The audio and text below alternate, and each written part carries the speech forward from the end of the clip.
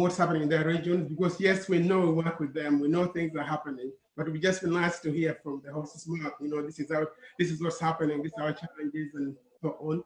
And then they'll go ahead actually to tell us, actually, to envisage the Uganda they see when Nup is in power. In fact, Comrade Serifan sort of given us the theory, but as I said, they are on the ground, they're in a very good position to say, actually, this is how things can be in practice. And this all that Comrade Serifan said can then be put into context, and hopefully that will give us a lot of information.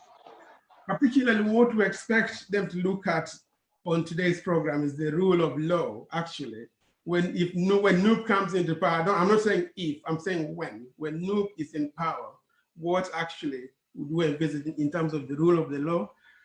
Management of natural resources, actually. I've heard now and again people refer to natural resources as personal resources, which is absolutely shocking, because it doesn't matter whether you're a leader of a country, whatever is in this country is not yours. You're just a leader of that country. So it's quite shameful. The other bit is actually what I said at the beginning. How do we involve citizens in governance? Because I think one of the sad things that led to the failure of the governance in Uganda, actually, if I'm to be frank and honest, is the lack of citizenship involvement in the whole process. Because it's, as I say, they are consumers. It's like they don't really have an input in the product they're going to consume. It's like somebody makes a plastic, someone says, use that, it's good. So not to take a lot of time, I'm hoping that the panelists have listened and taken notes on what I've just been saying. If not, please come back to me. With that due, I introduce Dr. Jolie. Sorry, no, Dr. Linda will come second. Jolie first. Jolie, if you can come on now, please. Thank you.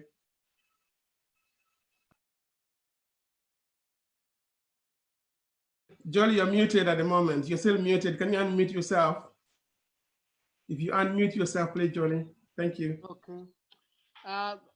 Should I say good morning, good afternoon, or good night? I don't know, but here it is good evening to everyone. I am glad to be here today and to be part of this celebration of the 58th year of independence of Uganda. I was born in 1962 when Uganda got her independence. So me, or Uganda and I, are age mates. I should actually be celebrating my birthday as well. And who am I? I am going to follow the guidelines that you have provided, because you say that we should briefly tell you about us. As I've already introduced myself, my name is Jole Mugisha. I am 58 years old. I'm an adult Ugandan. I hail from the western part of Uganda, and I am currently the deputy president of NUP in charge of Western region. And I love NUP as my political party. I love Robert Kyagulanyi Ssentamu as my president for the party.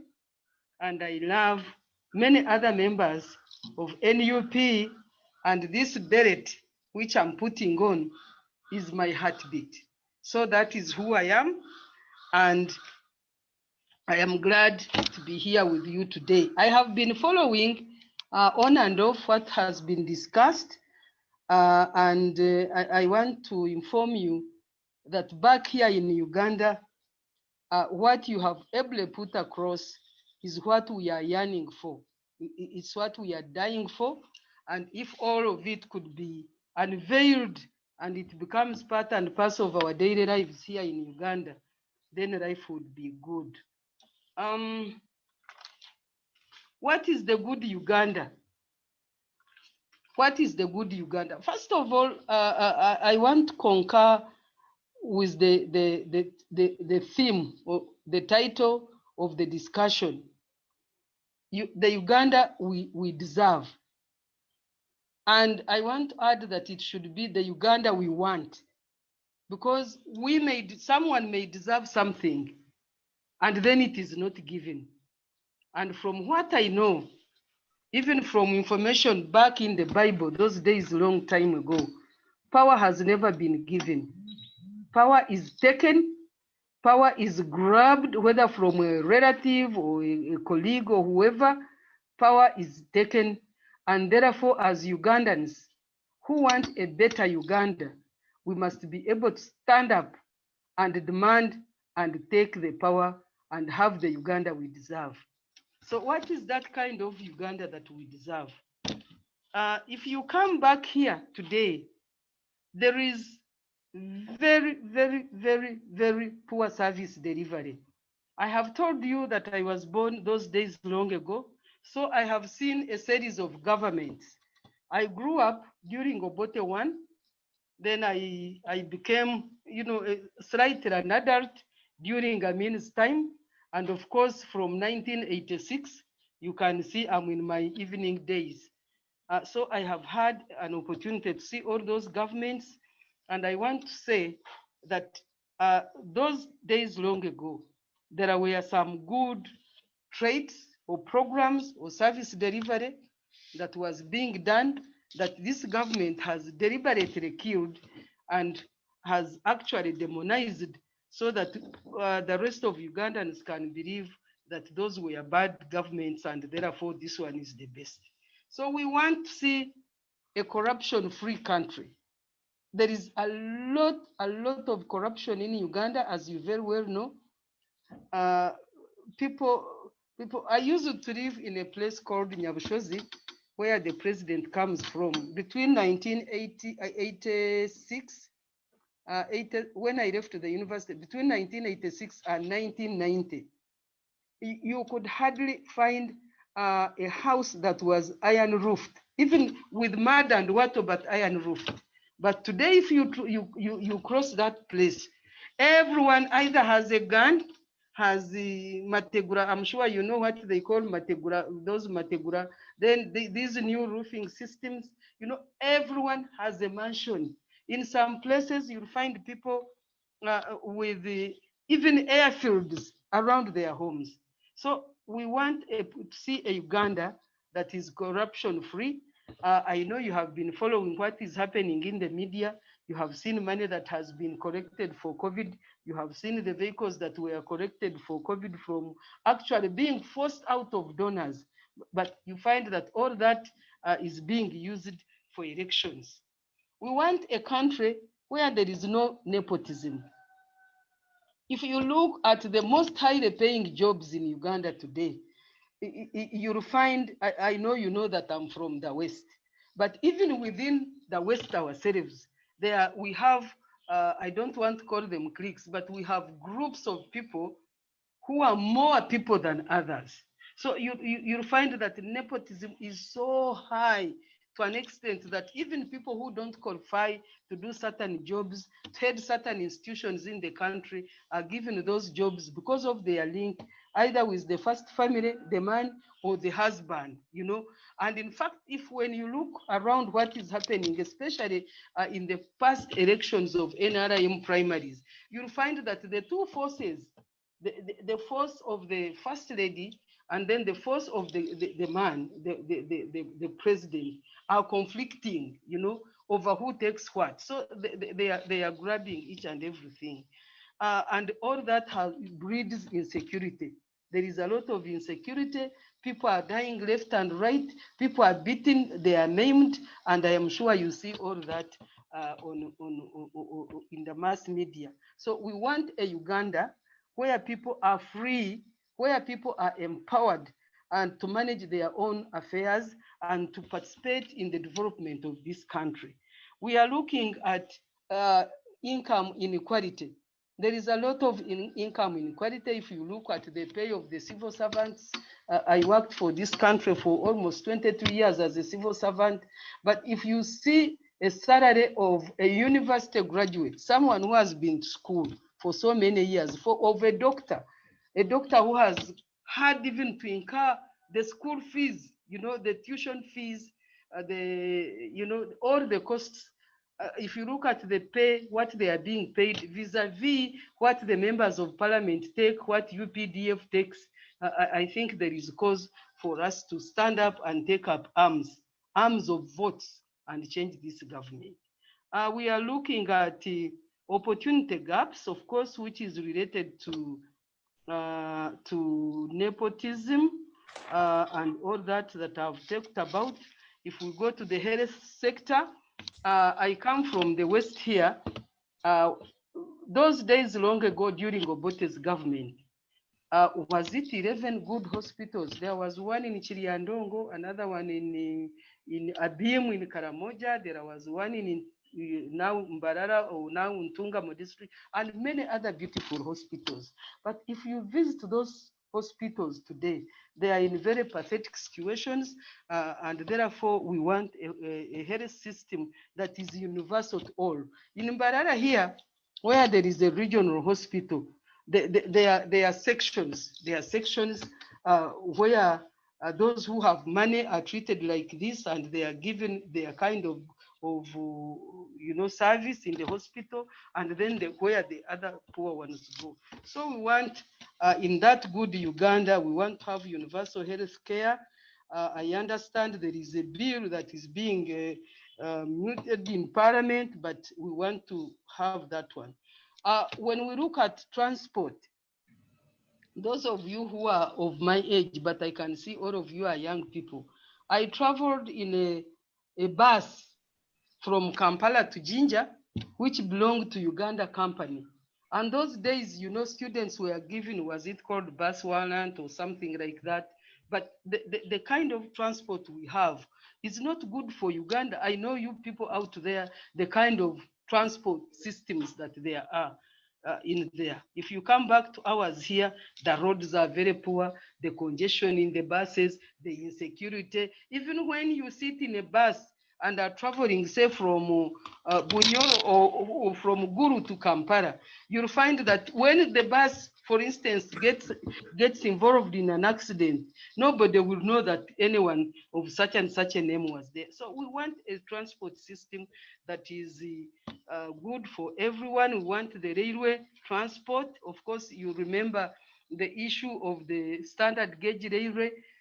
If you go to Kenya today and look at what they have built from Mombasa to Nairobi, and then you come back to Uganda, and yet those days long ago, there used to be railway transport from Kasese up to Rira. I had ever traveled by that train. And the young people today in Uganda, when you tell them that there used to be railway transport, nobody can believe you. So we want a Uganda where transport is good, where it is available, where it is accessible, and where it is equal to all.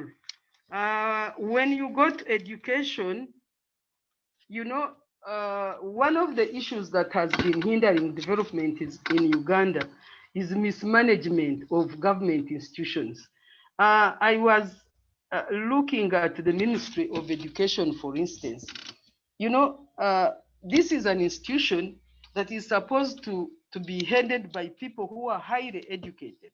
But if you find that the minister does not even have the relevant qualification, how then can such a ministry be able to produce the brilliant Ugandans, the brilliant educated Ugandans that Uganda used to have?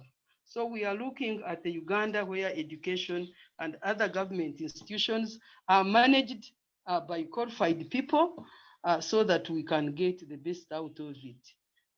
This one applies even to the road sector. For instance, you find poor roads, people stealing, the materials here and there, building substandard roads and so on.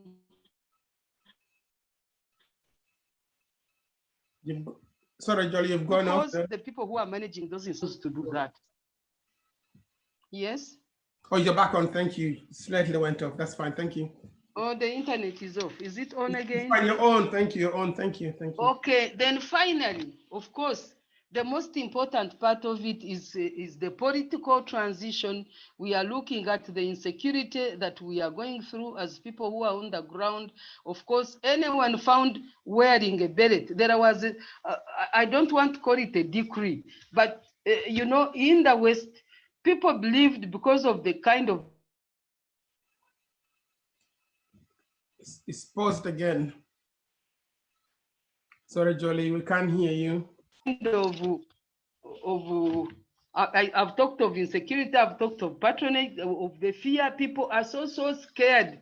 They are so scared of the regime to an extent that the police, because of their brutality, because of their beliefs, I don't know what else, when one is found, selling a beret, or rather wearing a beret in the Western region, one is arrested and detained. Recently, we had a number of boys and girls who were detained in Kanungu for almost 2 weeks because they had been found, hanging posters and wearing berets in a hotel in Kanungu. The same thing applied to the people who were arrested in Rubirizi. There is this new district as you move to Kasese. For them, they were found selling our party cards, these party cards, which we said just 1,000 to raise money. The police arrested them and they have been in the cells for quite some time. So what am I saying? I'm saying that in the Uganda we deserve, and in the Uganda which we must create, people must be free. People must have, the kind of freedom that they should be able to enjoy security and freedom that will enable them to realize their potential as Ugandans and help to contribute to build a better Uganda. I thank you. Unless there is something I need to say about the situation in the area. I think if there's anything you want to tell us about, which you haven't touched about what's happening in Western Uganda, indeed you've actually given us a good picture of what's happening. I suppose just before we go to questions, I just wanted to find out, how do you manage to operate, say, in Western Uganda, given those circumstances? Where there is a will, there is a way. That is my first. Where there is a will, there is a way. And I don't want to echo the words of one wise person, but what I want to tell you, colleagues, is that the wave or the wind of change is already blowing over this country. People are silent. Even here in West, can you imagine? We also have a candidate, even when the nomination fees problem is still there, but we have a candidate from the old man's, village, who is going to contest on our ticket. And previously, those opposition parties, the FDCs and others, they never had. We have councillors, we have people who have been nominated as councillors, as chairpersons of LC3, as chairpersons of LC5. What does that mean? I mean, the wave of change, the wind of change is blowing over Uganda, and therefore it is our duty to come up and harness it. And how do we do it? We have developed a resilience that enables us to overcome. Even when you see that the police is following the security ESO or whatever, you look through your driving mirror and you see them following you. You just pretend you have not seen them, or you encounter them. For instance, here, for me, what I have done, before I opened a new office here, I wrote a letter to the relevant authorities. I introduced the political party. I quoted the constitution, which I always move around with. I'm equipped with the relevant laws. I quoted the constitution and the relevant laws. I took the letter myself, telling everyone that, look here, we have opened the office and it is here to stay. We have started the journey and we are going to walk it. So the moment I did that, now they know. At every meeting they are there saying, hey, there is this woman called Jore Mugisha. By the way, who is she? She has started NUP here. So that one has enabled us to overcome. Even as far as as Bunyoro, as Toro and Kigezi, we are there. They do some arrests, but we are pushing on, because as I've rightly said, where there is a will, there is a way. So the situation here is like that. But I wanted to briefly talk about what we have been doing for your consumption. We have gone through two very important exercises. Number one, of course, was to register to register our members. We have these kinds of registers. I'm sure you can see. This is a copy. I brought it here so that I can show it to you, where we write names of the person and so on. So this is a register. And that one is an ongoing exercise. We have registers and we are, putting in everyone who wants to become our member. We are selling these party cards, which I have already shared with you.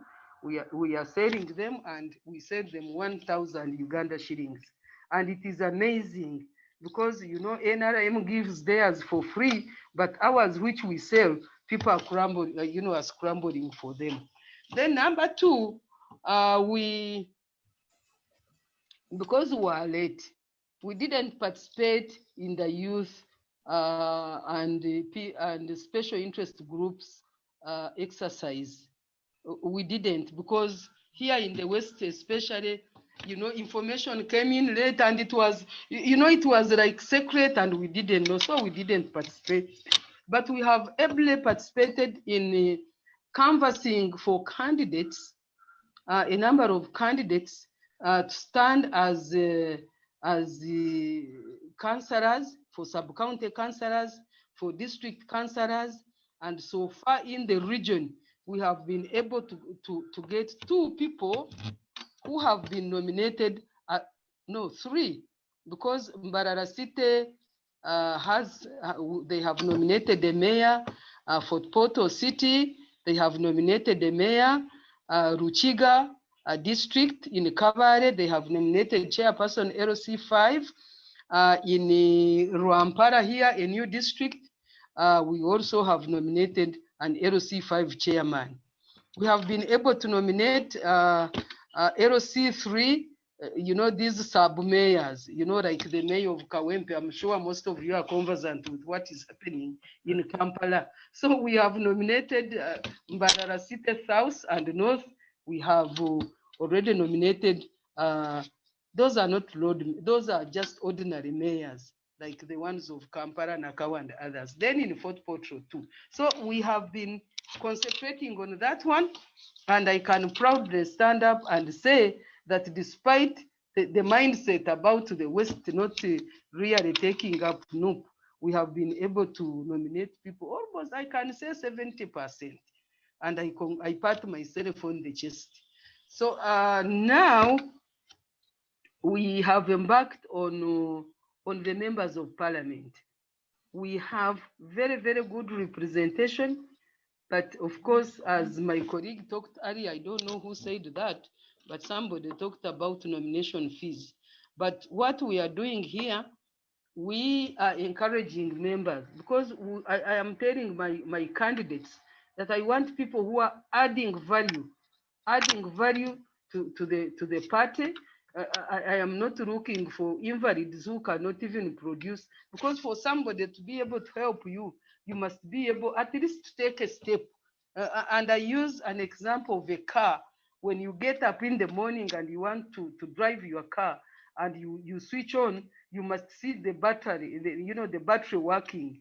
If it doesn't kuraga, they call it showing kuraga, then it means you can't call people to push you. So we have many candidates who are self-preparing, whom I want us to support.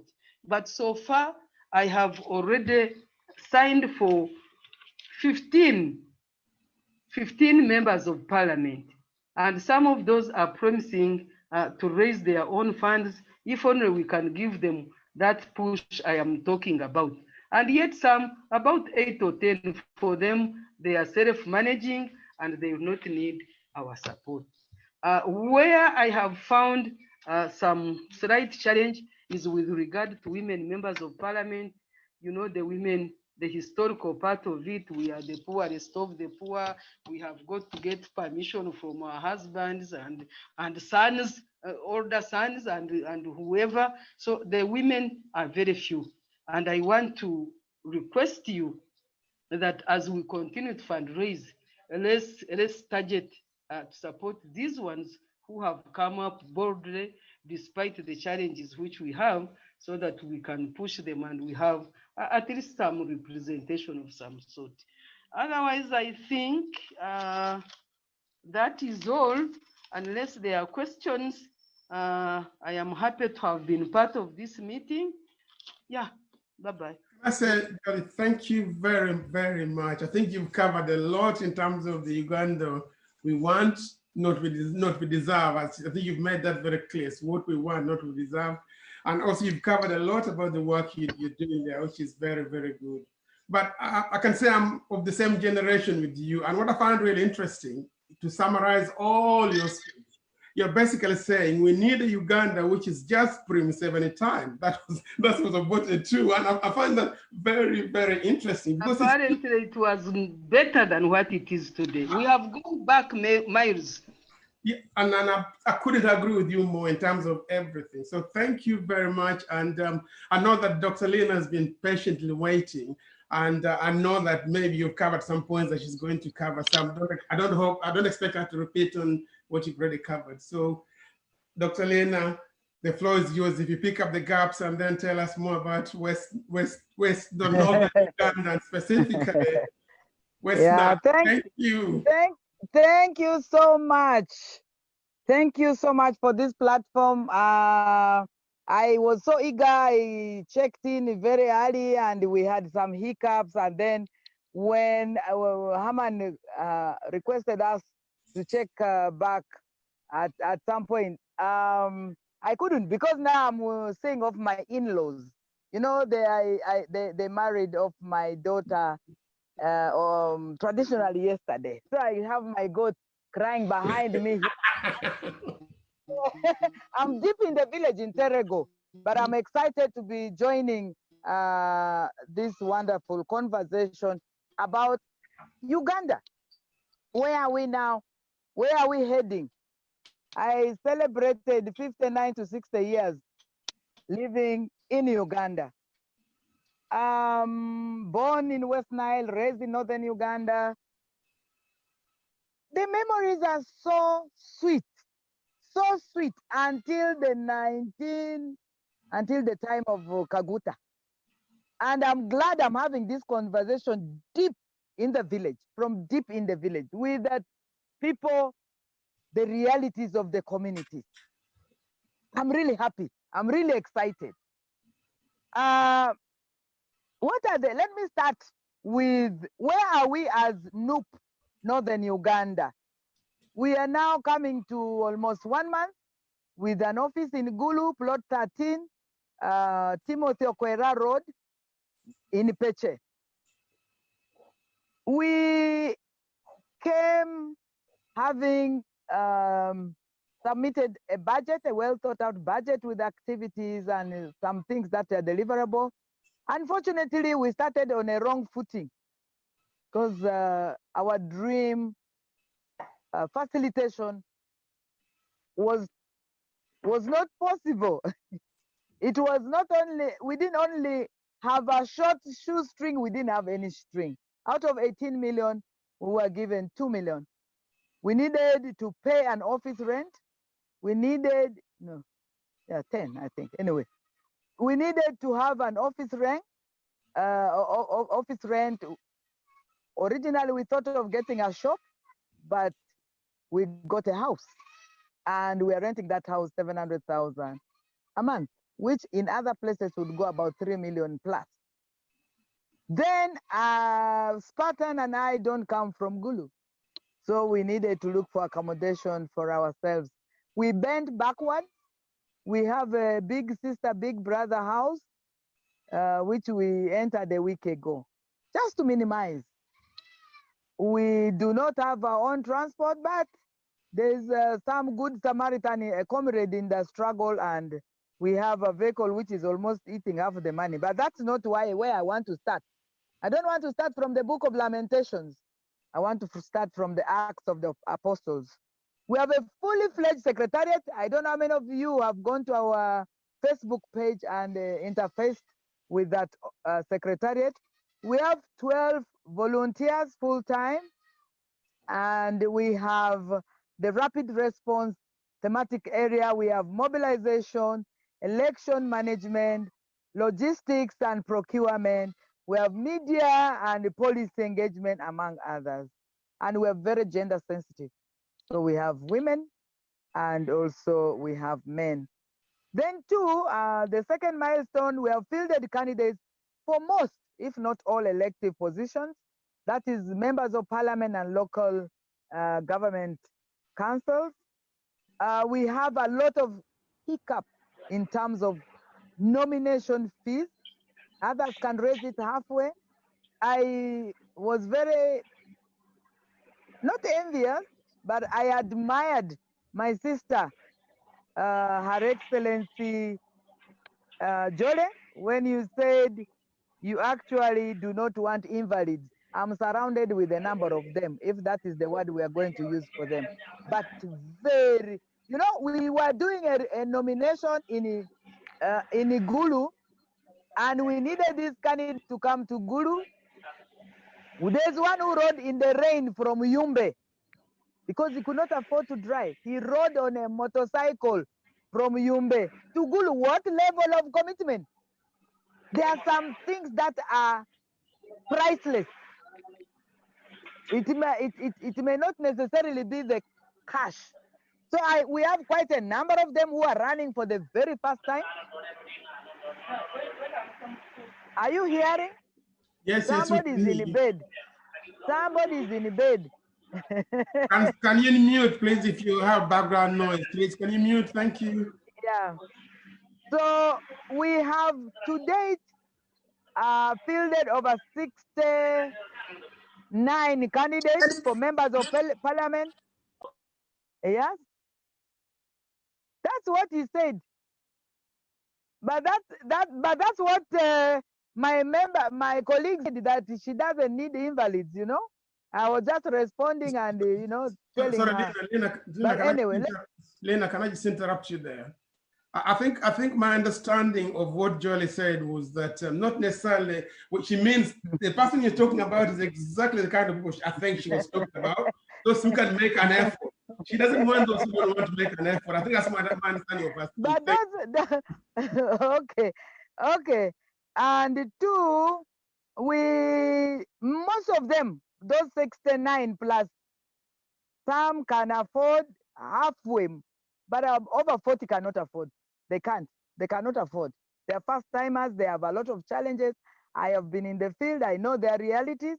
They will need, definitely, especially the women candidates, will need full-time support in terms of nomination fee. We have already broken down the realities with names. I think Commissioner Oyeki or Spartan has it. Since I'm deep here in Terego, we can share our realities. What are the extent of the needs? We have done that analysis. And then three, we have embarked on the local production of political mobilization items like T-shirts, like masks. We posted how we are producing it, the evidence on the Facebook page. But we need also some support in terms of berets. People are crying for berets. Mine is not on my head, not by choice. It was taken, it was grabbed. When I reached Arua, and most of my in-laws and their friends came from Kampala. Arua is almost naked. We don't have posters. We don't. We really don't. So not by choice, but because we could not, we have not embarked on it and we've not had the support. Kampala is painted red.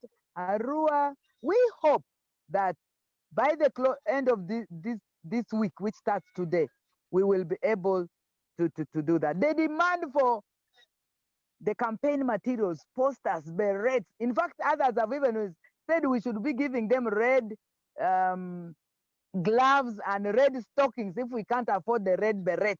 So my call to action is the beret, the gloves, the posters. And red shirts. And of course, T-shirts. Yes, red. And then T-shirts. We need them. Absolutely, we need them. The need is enormous. It's absolutely enormous. And then four, we have constituted all the 15-member committees to the district and constituency levels.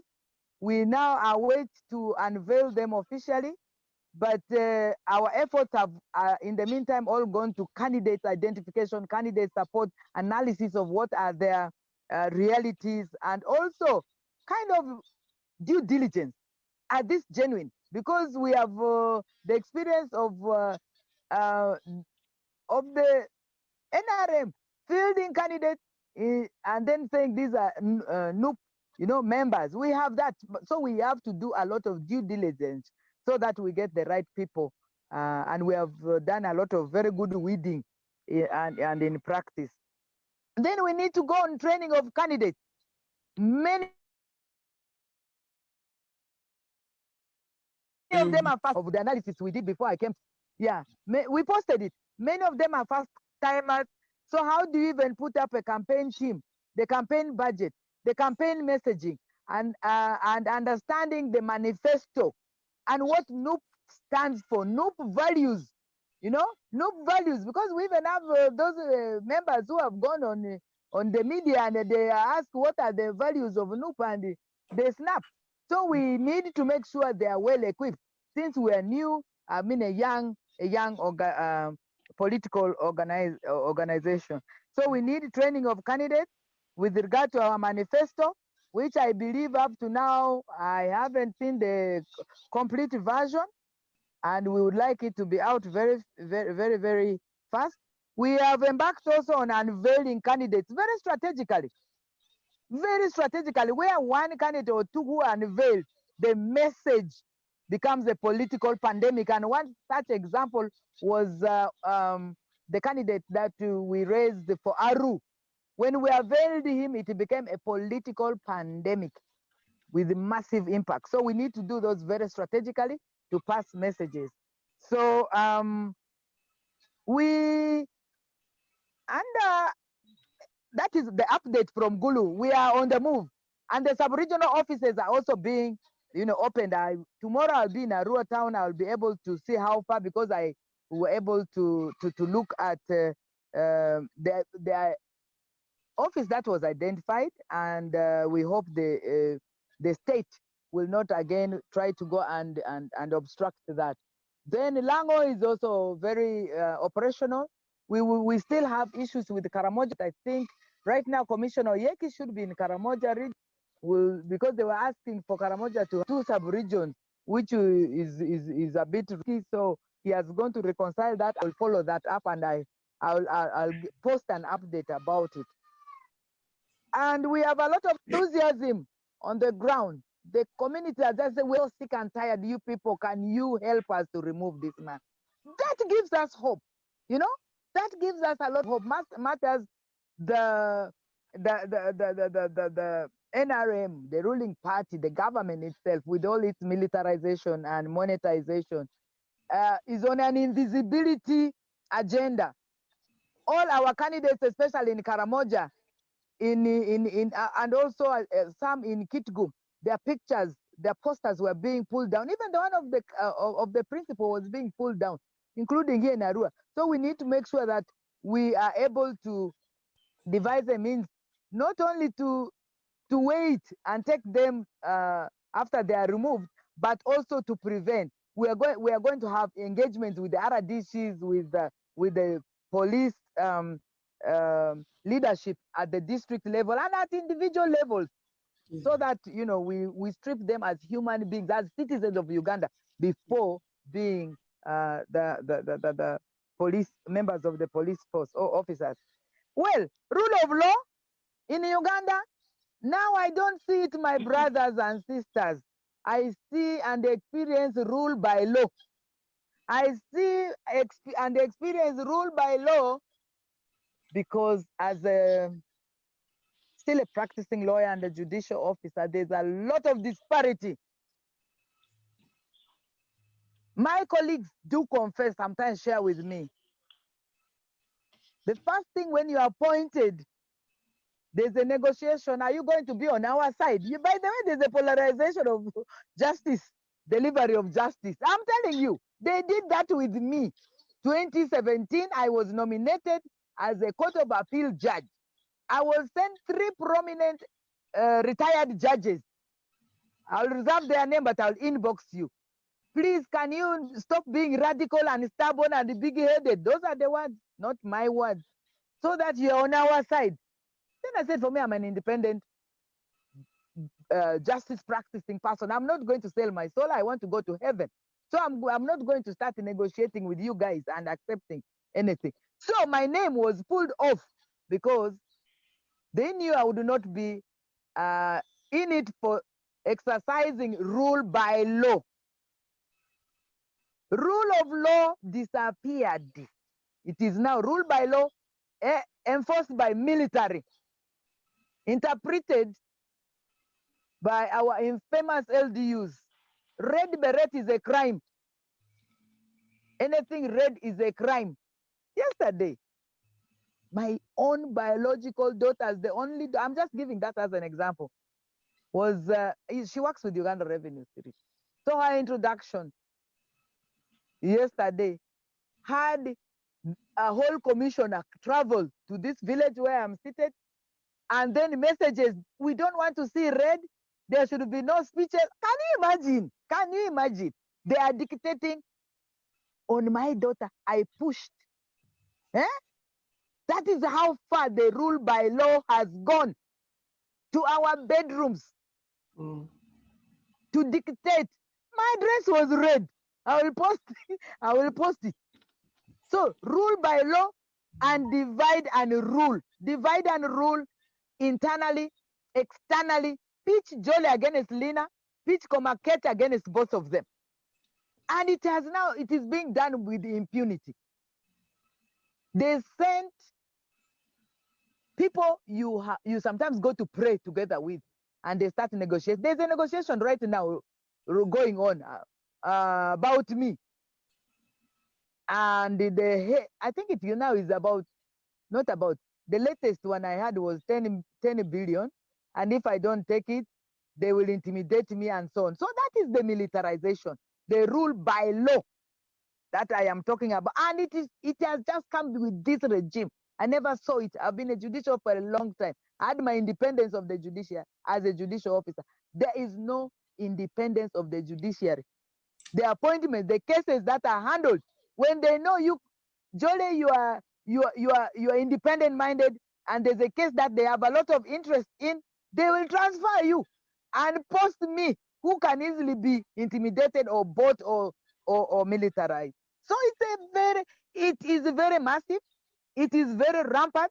It has gone to the core of any confidence any Ugandan had in a society, in a country that you would be proud to belong to. And we must address it. We're not going to hide our heads in the sand. We will not. We must face it. We must document these realities. We must speak to these forces about it and condemn it. Two, the legal foundation. Which legal foundation? I like working with the foundation, with the constitution, but the constitution is always abrogated in terms of appointment, in terms of, the worst time in Uganda is when they are supposed to be very civic appointment. Civic engagement has died. There are three things that are reigning: militarization, monetization, 10 billion and 3 vehicles, and then a big office. Okay? Materialization, transactional engagement and appointment. And then there's also the sexization. Sex for favors in the political appointment is real. It is real. So the moral decay has gone to a level I would not have ever imagined in my life, some 20 years back. And it is something we must work day and night to end, to prevent, so that we have a Uganda where our grandchildren are going to be proud of. We will not only have to be telling them by the fireplace, that, you know, there was safety and security. I used to walk from this village to the other one. Nobody would stop me. But they will leave that reality. How do we do it? I want to end. We must end impunity.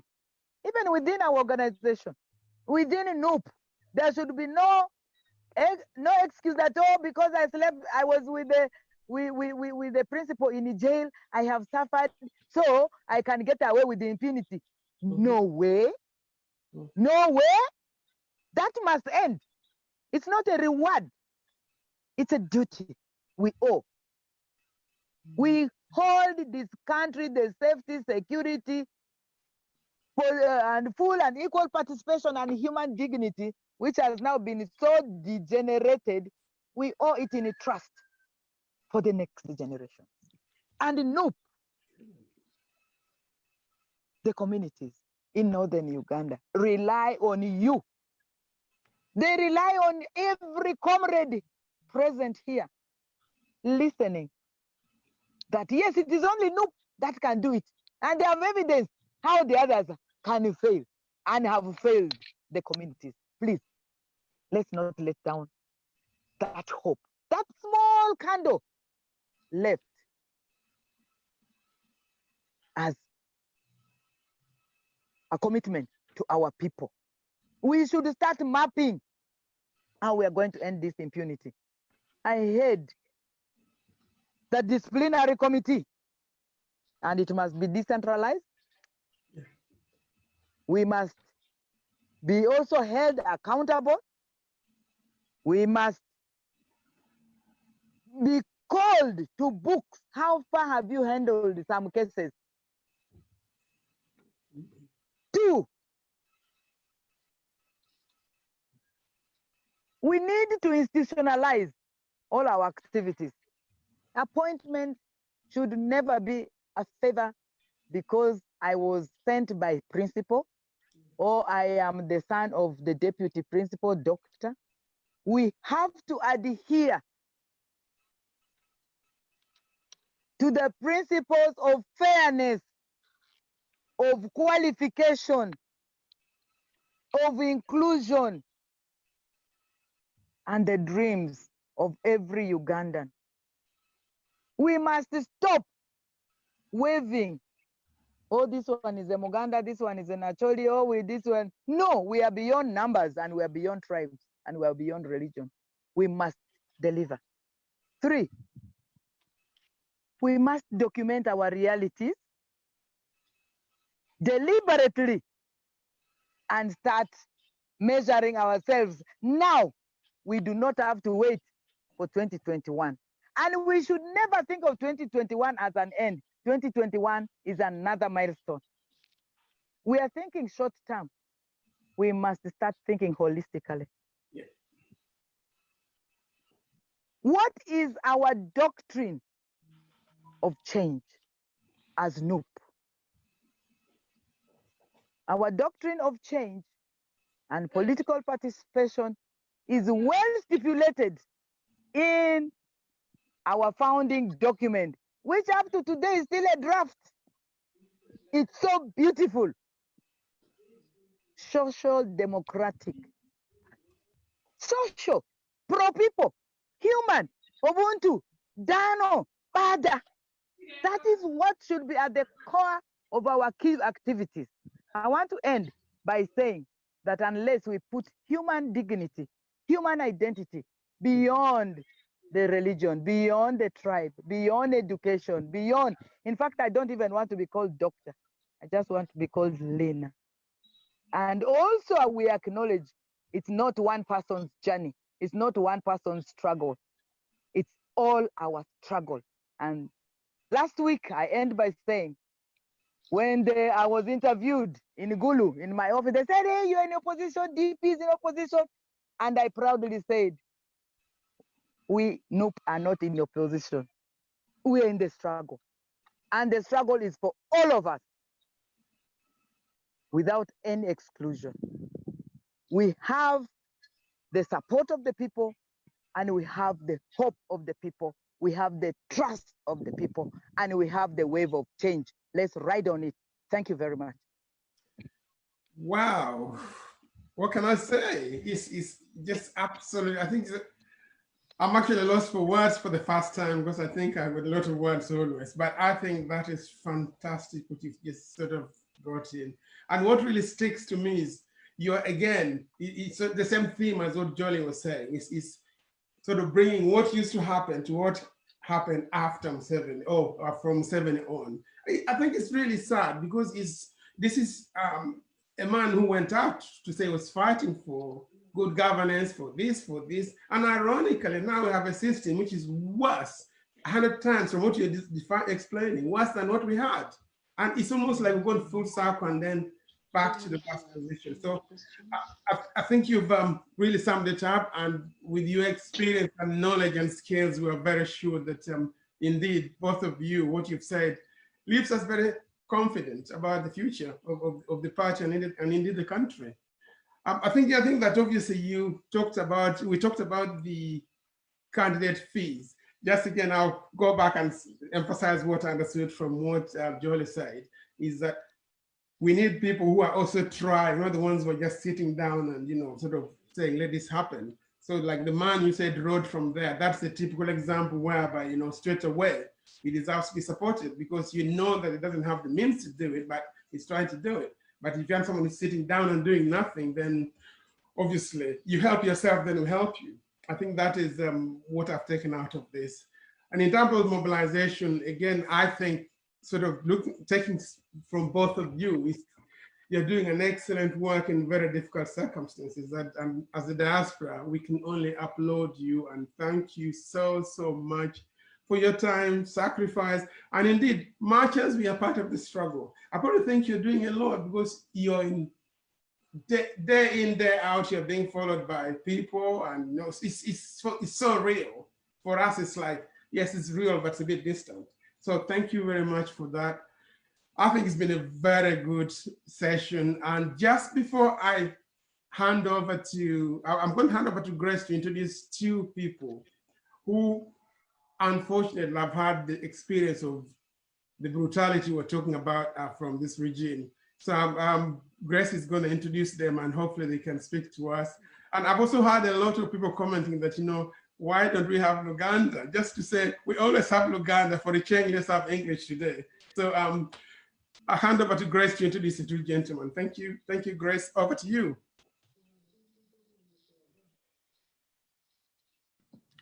Thank you so much, Comrade Ekakoro. And I thank you, the previous speakers, for that, those inspiring words, and hearing you from the field and the passion that you bring to this audience is so impeccable. We thank you so much. I now want to go provide us with a little variation in our discussion.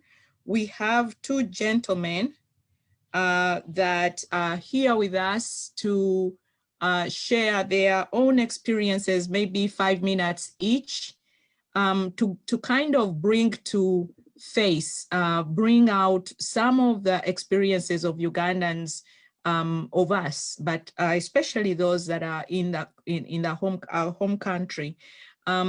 I want to find their names, and I would ask that when I call your name, I would ask that you unmute yourself and then give us your presentation. I think they would have had a video, but I don't think that information will be aired in the manner that they'd hoped. And so I'm gonna ask Comrade Mark Mugerwa. Comrade Mark Mugerwa, if you can hear me, would you please unmute yourself?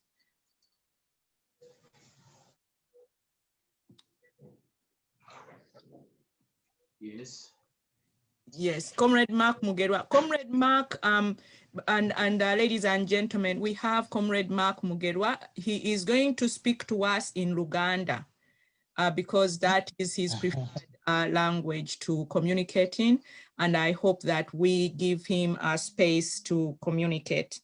And let me just give me one second, make sure. Yeah, so I think your video may not be be aired now, but maybe briefly you can just talk to us if that's okay. So Mwami Mugerwa, tusanyusa okuwuliza weebale kugumiikiriza kubeera naffe. Tusaba oyitemu mangu mu mboozi yo gye wabadde otadde ku video tusobole wala takusabisa omuteedeko katunzi Ryan oli katunzi ono Mwami Mugerwa kwendi kale sebo genda mu maaso neyanziza balamusizaako mwenna abali kwenye platform wamu ne Bannayuganda amanya Bampita Mugerwa Mark, also known as Ghetto Speaker, abasinga lye bamanyi naddala bannaffe bwe tuwangalira mu ghetto. I'm very happy okubanga mukyaziza kweno platform. Zeno ndi mwana nzaalwa ye Kawempe nga omulimu gwange ndi nkola bwa plamba. Zeno ensonga yange enkulu okwogereza kwekyo kuba omulamwa gwe tubadde twogerako ennaku z'omwezi ga 26 August twali tuli ne mukama wange muganda waffe His Excellency Robert Kyagulanyi Ssentamu nga tuva mu kooti Mbale twasanga road block nga tuyingira Kasangati sawa zaali 7. Twasanga road block nga police ne UPDF n'aba LGU nga mulaya afumya ali mu yazirese wano. Okay, Mr. Muganga, please mute yourself. Mwami Mugerwa nsaba oyongeze ku ddoboozi lyo ate nkujjukize ntuli 5 okutuyitira mu presentation yo. Weebale nnyo ssebo. Twali tuli ne nga tuva Mbale mu kooti yaffe twasanga road block twasanga UPDF police n'aba LGUs babukubo nga batukugira okuyita e Kampala oba okuyingira ekyo kyali kikulembera DPC w'e Kasangati omwami gwe bayita Aguma n'ateekawo embeera y'okuba nti atulemesa okuyingira oba nga atulemesa okugenda wa gye twali tulaze. Twagezaako nnyo okulaba nga twogerezeganya nabo nga abantu nga tubuuza DPC nti nsonga ki etulemeseza okututa tugende wa gye tulaga. Nze kennyini ali mu maaso gammwe ndowooza mwalaba obutambi obwatambula nga DPC ne group ye bankubye rubber bullet mu kamwa. Twagezaako okwogerezeganya nabo naddala nze kennyini nga mubuuza nti nsonga ki etulemeseza oba emulemeseza okumuta agende ewuwe. Nimubuuza nti owange kyogamba gwe DPC w'e Kasangati tokimanyi nti omubaka wamwe abatwala wano ekyaddondo Bobiwine asula eno Kasangati, asula mweno constituency ennyini gy'omuganye okuyingiramu. DPC ne ttiimu ye batulemesa era baagaana okuwulira ebyo bye twali tubagamba. Mu buufu bwe bumu ne batandika okuba tear gas nga bw'eri enkola yaabwe eya bulijjo, ne bakuba tear gas ne bakuba zi live bullets okkakkana nga bankubye essasi mu kamwa. Mu mbeera ng'eyo okuva August nga 26 obulamu bwadda emabega ng'era bwe mumanyi bulijjo, ate essasi si kintu ekyangu ekyokugeranyizibwako. Obulamu bwadda emabega, family, ebyemirimu, ng'era bwe mumanyi nti embeera y'obulwadde bw'ebeera. Abaana bange, bazadde bange nga bwe mumanyi nti ffe tuyimirizawo family zaffe, twagezaako nnyo okulaba nga tutwala police oba nga tutwala oyo DPC yennyini mu mbuga z'amateeka, naye olw'okuba nti eggwanga lyaffe era ku olwo lwe twategeera nti Uganda waliwo abantu abali above the law, tetwafuna bwenkanya n'essaawa ya leero ndi mu kupooca na biwundu. Weewaawo ngenda nfunawo enjawulo, simanyi oba vidiyo esobola obbalaga ki ekiri wano n'amannyo baagasiba busibi, n'omukono guno bagulongoosezza jjo, mwayingiramu akanaakani ka kanisita. So mu mbeera ng'eyo bwe ntyo obuzibu obwo bwantuukako nga buntuusibwako Uganda Police nga bakulembeddwa DPC omulamba ow'e Kasangati Afande Aguma. Naye mu bufu bwe bumu nasigala nkyali ku mission era nasigala nkyalina ebiruubirirwa era nasigala nga ndi focused olw'eyo mission gye natandika, kubanga tukimanyi bulungi nnyo nti yeyo embeera gye tulina okuyitamu okulaba nga tufuna change.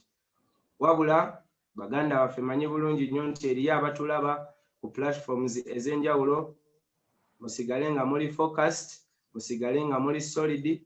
One day we shall overcome. Weewaawo tuyita mu mbeera ey'okusomoozebwa, tuyita mu bulumi obw'enjawulo, naye bino byonna ebitutuusibwako, one day we shall overcome. Mumpadde eddakiika ntono nnyo, naye ebyokunnyonnyola nina bingi nnyo, naye kankomaawo, nsigadde ndi ghetto speaker for God and my country. Neyanza. Thank you. Several ghetto speaker weebale kutuwa mukisa kukuwulira ku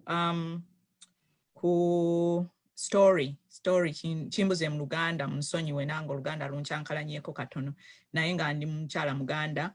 Tweyanzizza okutuwa obudde, weebale nnyo, weebalire ddala n'okuleeta ekifaananyi ekyabo bannaffe abali eyo abatambula mu mbeera ey'okutiisibwatiisibwa buli kaseera, ate nga muli ku mulimu ogutugasa ffenna.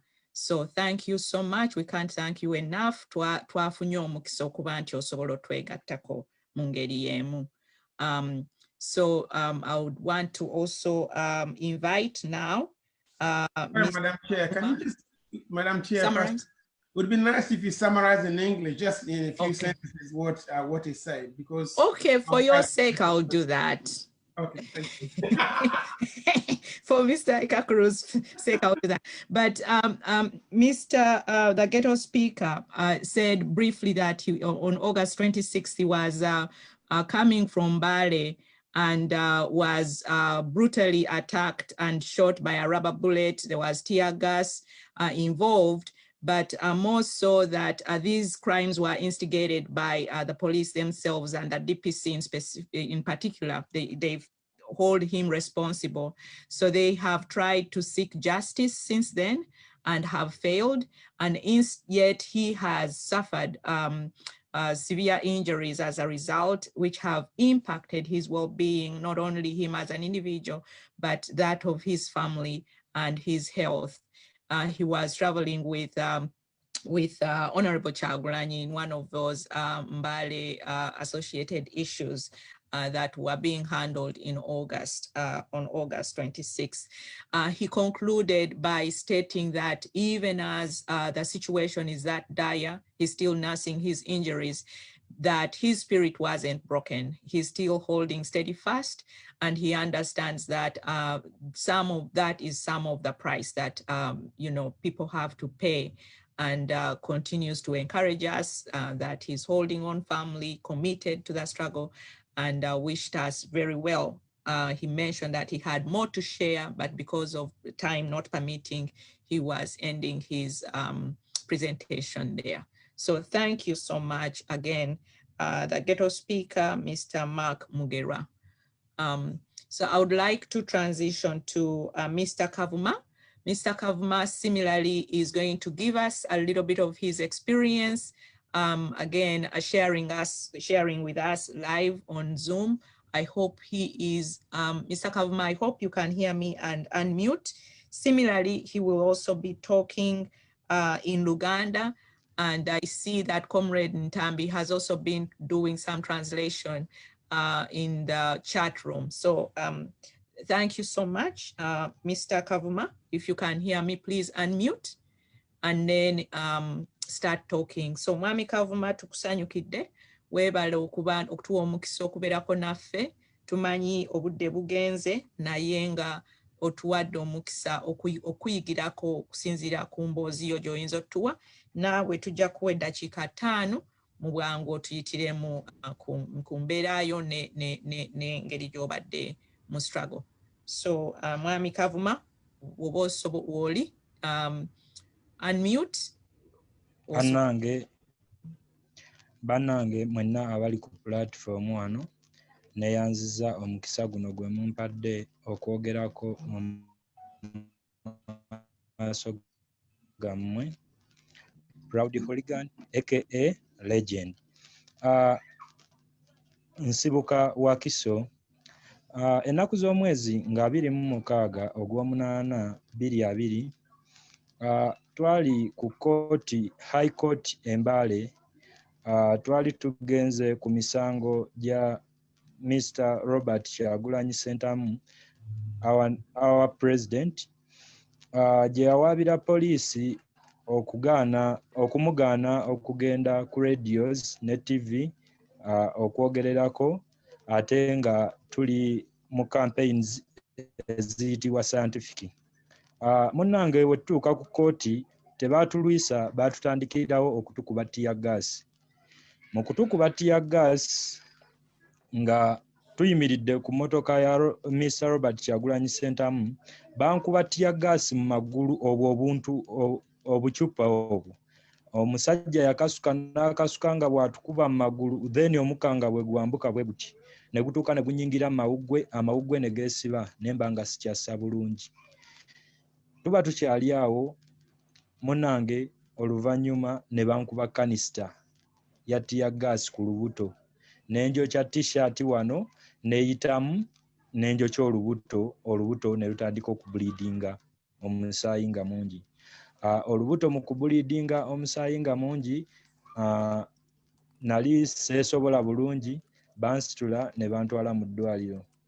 Mu kuntwala mu ddwaliro lyali lya gavumenti, naye we twatuuka mu ddwaliro bwe tuti, munnange omukyala eyali omusawo alina okunkolako yansabirawo ssente, yaŋŋamba nga sinnakolako kintu kirala kyonna, sooka oteeke wano $50,000. Nakwata $50,000 ne njiwa omusawo, naye we muwa $50,000 ate munnange teyantandikirawo kunkolako, wabula oluvannyuma lw'okumusaako pressure nnyingi n'abo abaali bantutte, yajja n'ankolako, wabula alabika yankolako mu busungu. Yankuba empiso 5 mu musuwa omulundi gumu. Bwe yankuba empiso ezo 5, anyway nafunawo enjawulo, naye ng'amaaso gano tegalaba bulungi. Engeri gye bankuba paper spray mu maaso gano, ne banninnyalinya mu lubuto, ne banninnyalinya eno mu mugongo, baalinga abaagala okunzita. Ne bankuba paper spray, kati paper spray oyo ng'ali mu maaso ng'alinga kamulali, nga siina kye nsobola kukola wadde nga siraba bulungi, wabula mukunzijanjaba nali ndabamu akatonotono. Omukazi we yankuba empiso ezo 5, munnange omusuwa ogwo gwe baakubamu eddagala gwazimba nakati gunnuma. So nva mu ddwaliro, ngenda okuwulira ng'ate baŋŋamba nti jjajja ate olwawuliddeko ebyo ye yazirikiddewo. Ne ngenda okulaba ate nga tufunye buzibu bulala. So bwe nva mu ddwaliro, emirimu gyange ne gikyankalana, kuba namala omwezi mulamba nga ndi mu bujjanjabi, banzijanjaba, obusente obutono bwonna bwe nalinawo ne buggwawo, ne neewola n'okwewola munnaaye. Kaakati mikwano gyange munnange egimu ne ginkyawa egyali gimpoze olw'ensonga nti ne ssente zambula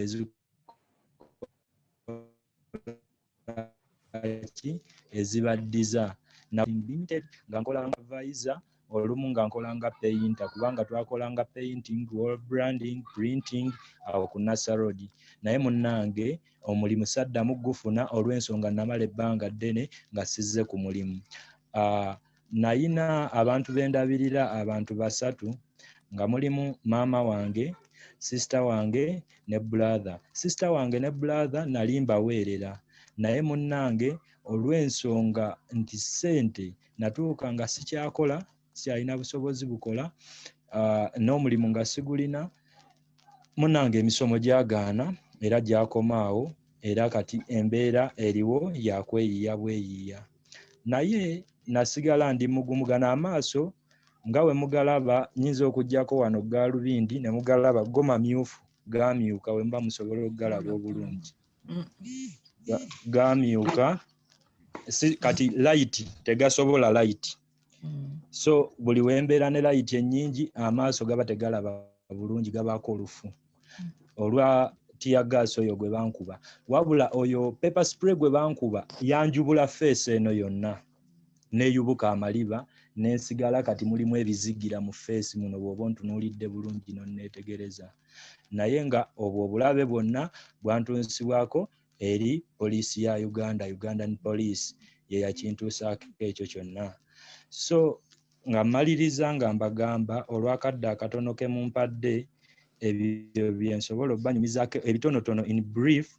Naye baganda bange mwenna abali ku mukutu guno, abali ku live abatulaba, musigale nga muli bagumu, musigale nga muli solid. Kyembakubiriza nti musigale ku mission, nti wano we tuli wano tuli nti tukuza Independence Day, naye wano tetubangawo na bwetwaze mu Uganda, tetubangawo na bwetwaze. Tuli bannayuganda naye tulinga ba refugee, batuyisa ng'emmomboze ku nsi yaffe.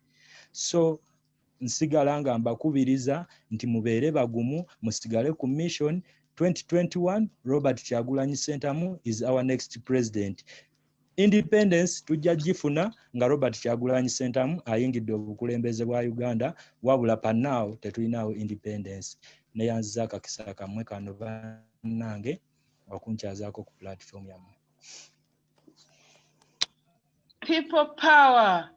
Our power. NUP. Everywhere. Thank you so much for that, Mr. Kawuma, for your presentation. Again, for those that were following in the chat, Comrade Karim Tambi was trying to provide some translation. It's about the same experiencing police brutality to an individual where the country should be responsible in protecting and ensuring his safety, and then working through systems of healthcare, in this case, where he sought medical attention, and the kind of medical care he received actually exacerbated his condition.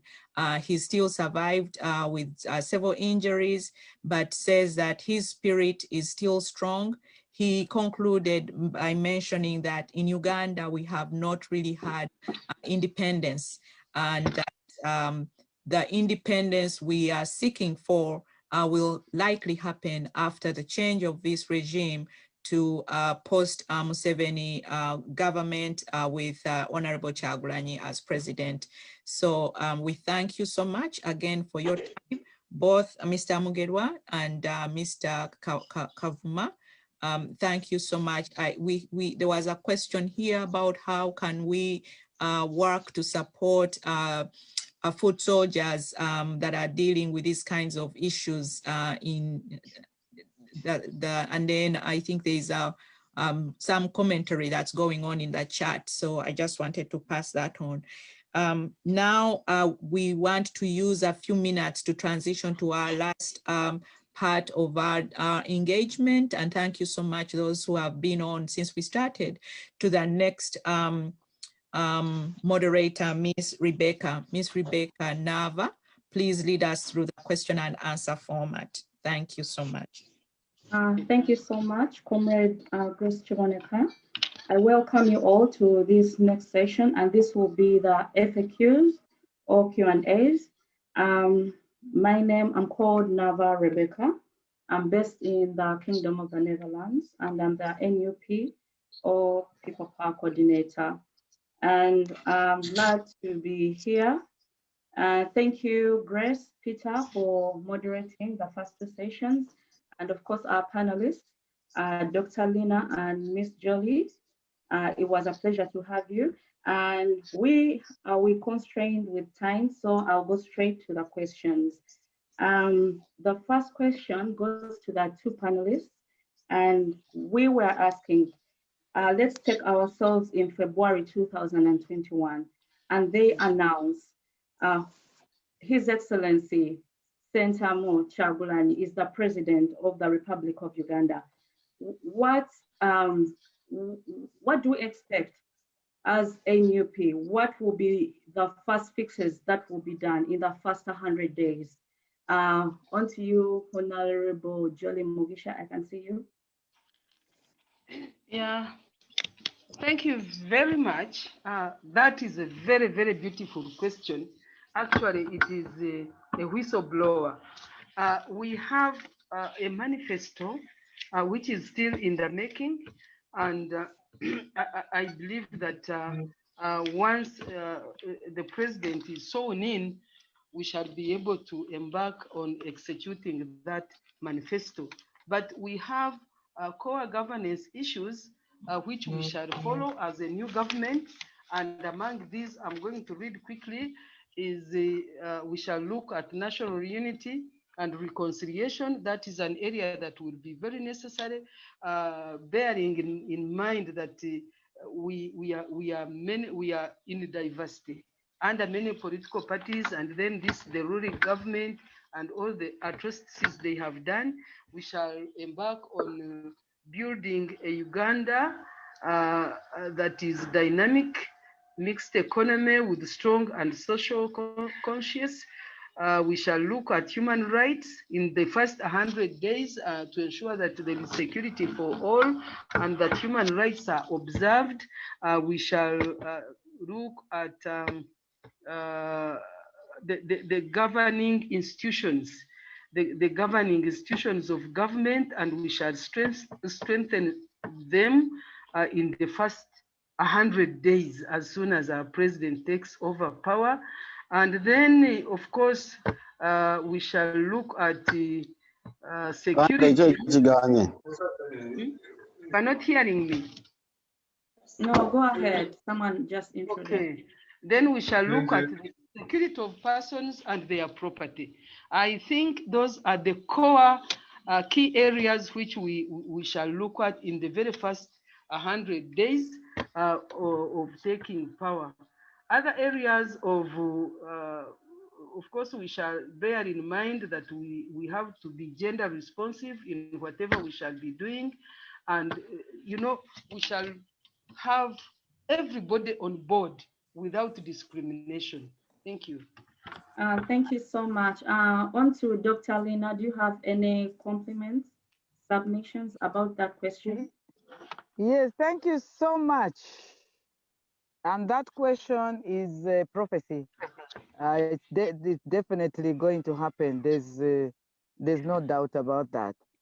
You Come take it in the name of 2021, Jesus. we are sworn in. Our president is sworn in.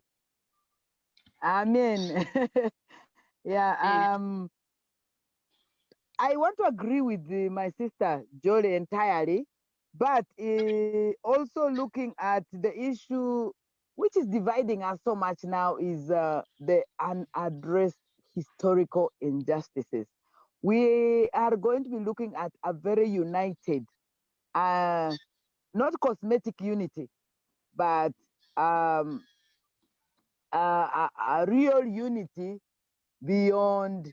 There's this polarization, our polarization, north, south, west, and so on. We're going to be dealing and setting up structures to hold very difficult conversations to demystify this perceived and real exclusion and perceived and real I don't want to say but using our ethnic identities as a divide. We are going to be engaged in building walls. I mean building bridges, breaking down the walls, building bridges. We will bring down all those walls of different identities, especially the Muganda identity, the Lugwara identity, the Mudrokolo, and so on, because the foundation of any possible, consistent, sustainable, development and safe space, the Uganda we want will be led by accepting and celebrating our diversity, whatever it is. Two, we will have to embark on addressing the issue of social exclusion, but specifically the injustices. I was holding some conversations here in Ombachi. People say, but when are they coming to talk? When all we just want is people should enable us space to heal, space to be heard. And the same conversation and demand is going on in northern Uganda with the women, in eastern Uganda, in Teso. Communities are yearning for a genuine apology to say, we are sorry we let you down. We are sorry we killed your people. We are sorry we raped your women. We are sorry we called you all kinds of names. People would like us to start from that word and platform. That we are definitely going to do. And it will help us to heal very fast. Then too, we are going to also embark on a deliberate revamping of institutionalization, whether it's the justice system, but for us, we'll also look at it holistically. The key institutions, education, which has totally been killed. And our education strategies is premised on 3 A's: athletics,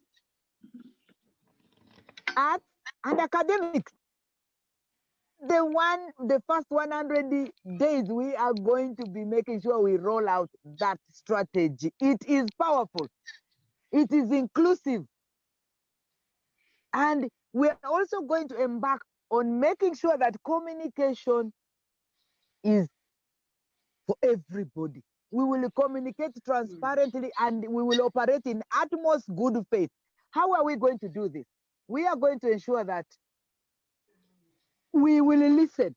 The first how many days, we will also listen. What do the communities want? Where are they hurting most? We are going to make sure the governance is going to be premised on the bottom-up communication, advice, governance, and then the up-down will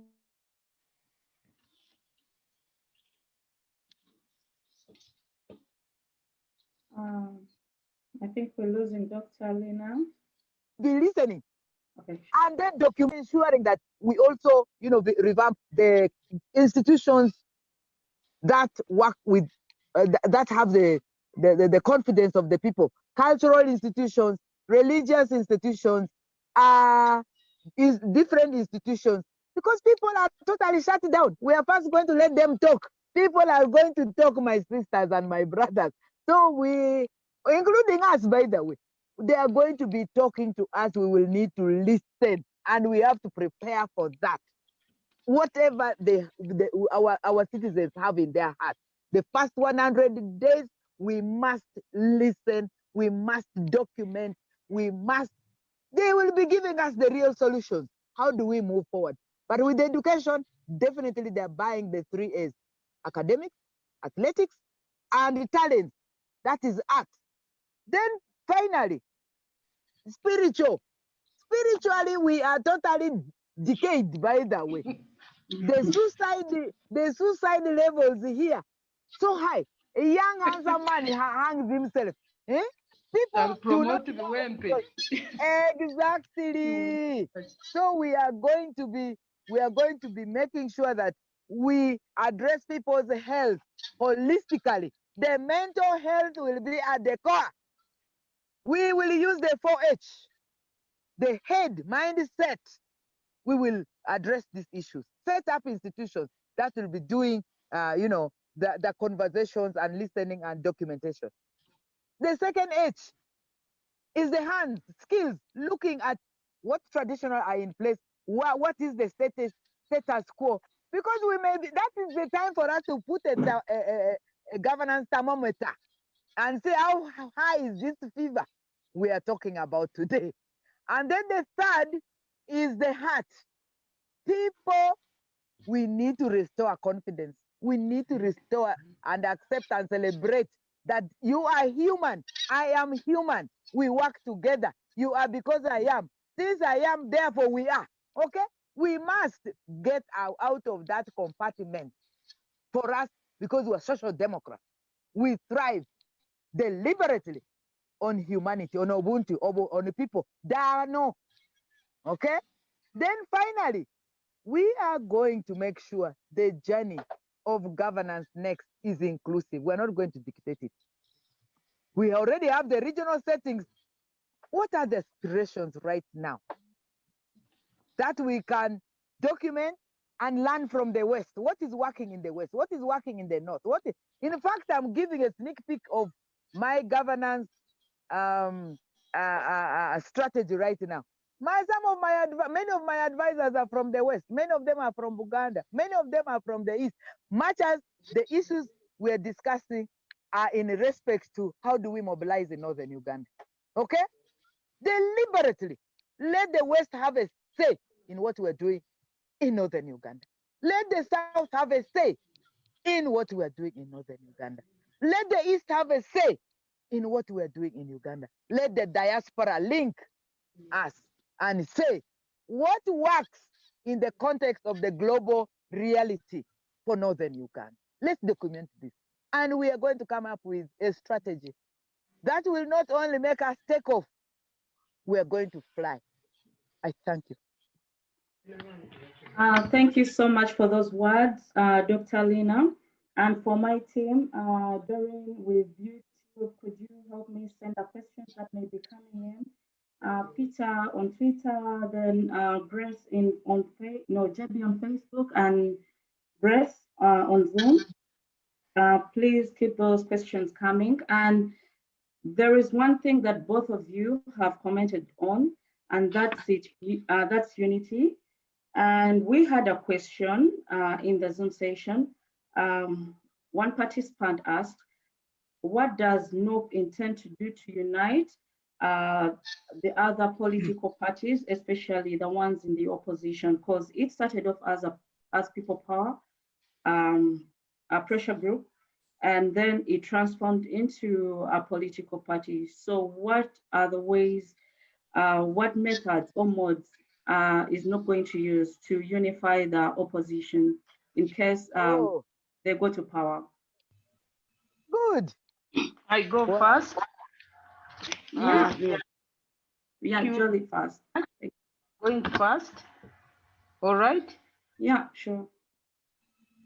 That one indeed is one of the challenges we are meeting even now as we mobilize and marshal for candidates here and there. There are many people who still who still believe they are people power and they don't want to be identified with NUP as a political party. And we are finding that as a very big hurdle, especially when it comes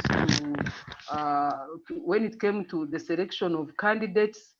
Those of People Power felt that they had lived longer in the struggle than these ones of NUP, who they say are new, are new in the struggle. So I think we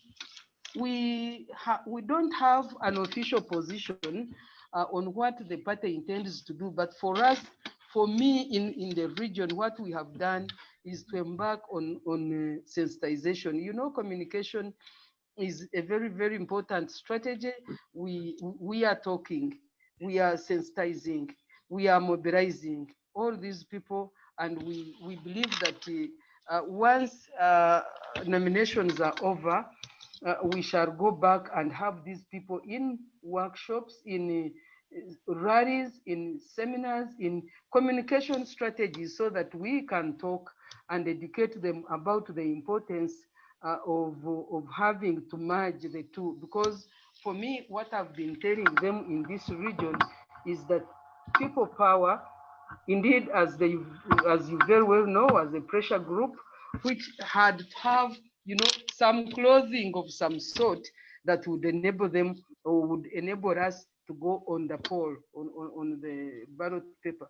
So we shall, you know, do massive training. We shall do massive sensitization, using radios, using all communication forums that we shall be able to get into, to educate people and to unite them. Hopefully they will buy it. Otherwise, we believe that all these campaign materials, which my sister talked about, the pamphlets, the flyers, the the radio programs and so on, will be able to come out with information that will be able to educate the people about how the two had to be joined in order to come up with a very strong, political party that is going to win an election. To me, I think that's what we can do. I don't know, let my sister add, because we don't have an official position yet.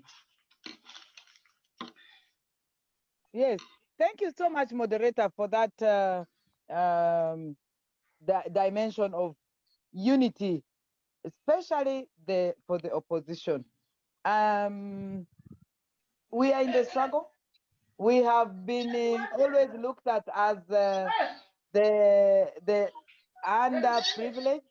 Hello, there's somebody speaking at the background. Yeah, can you please mute your mics? Can you mute yourself, please?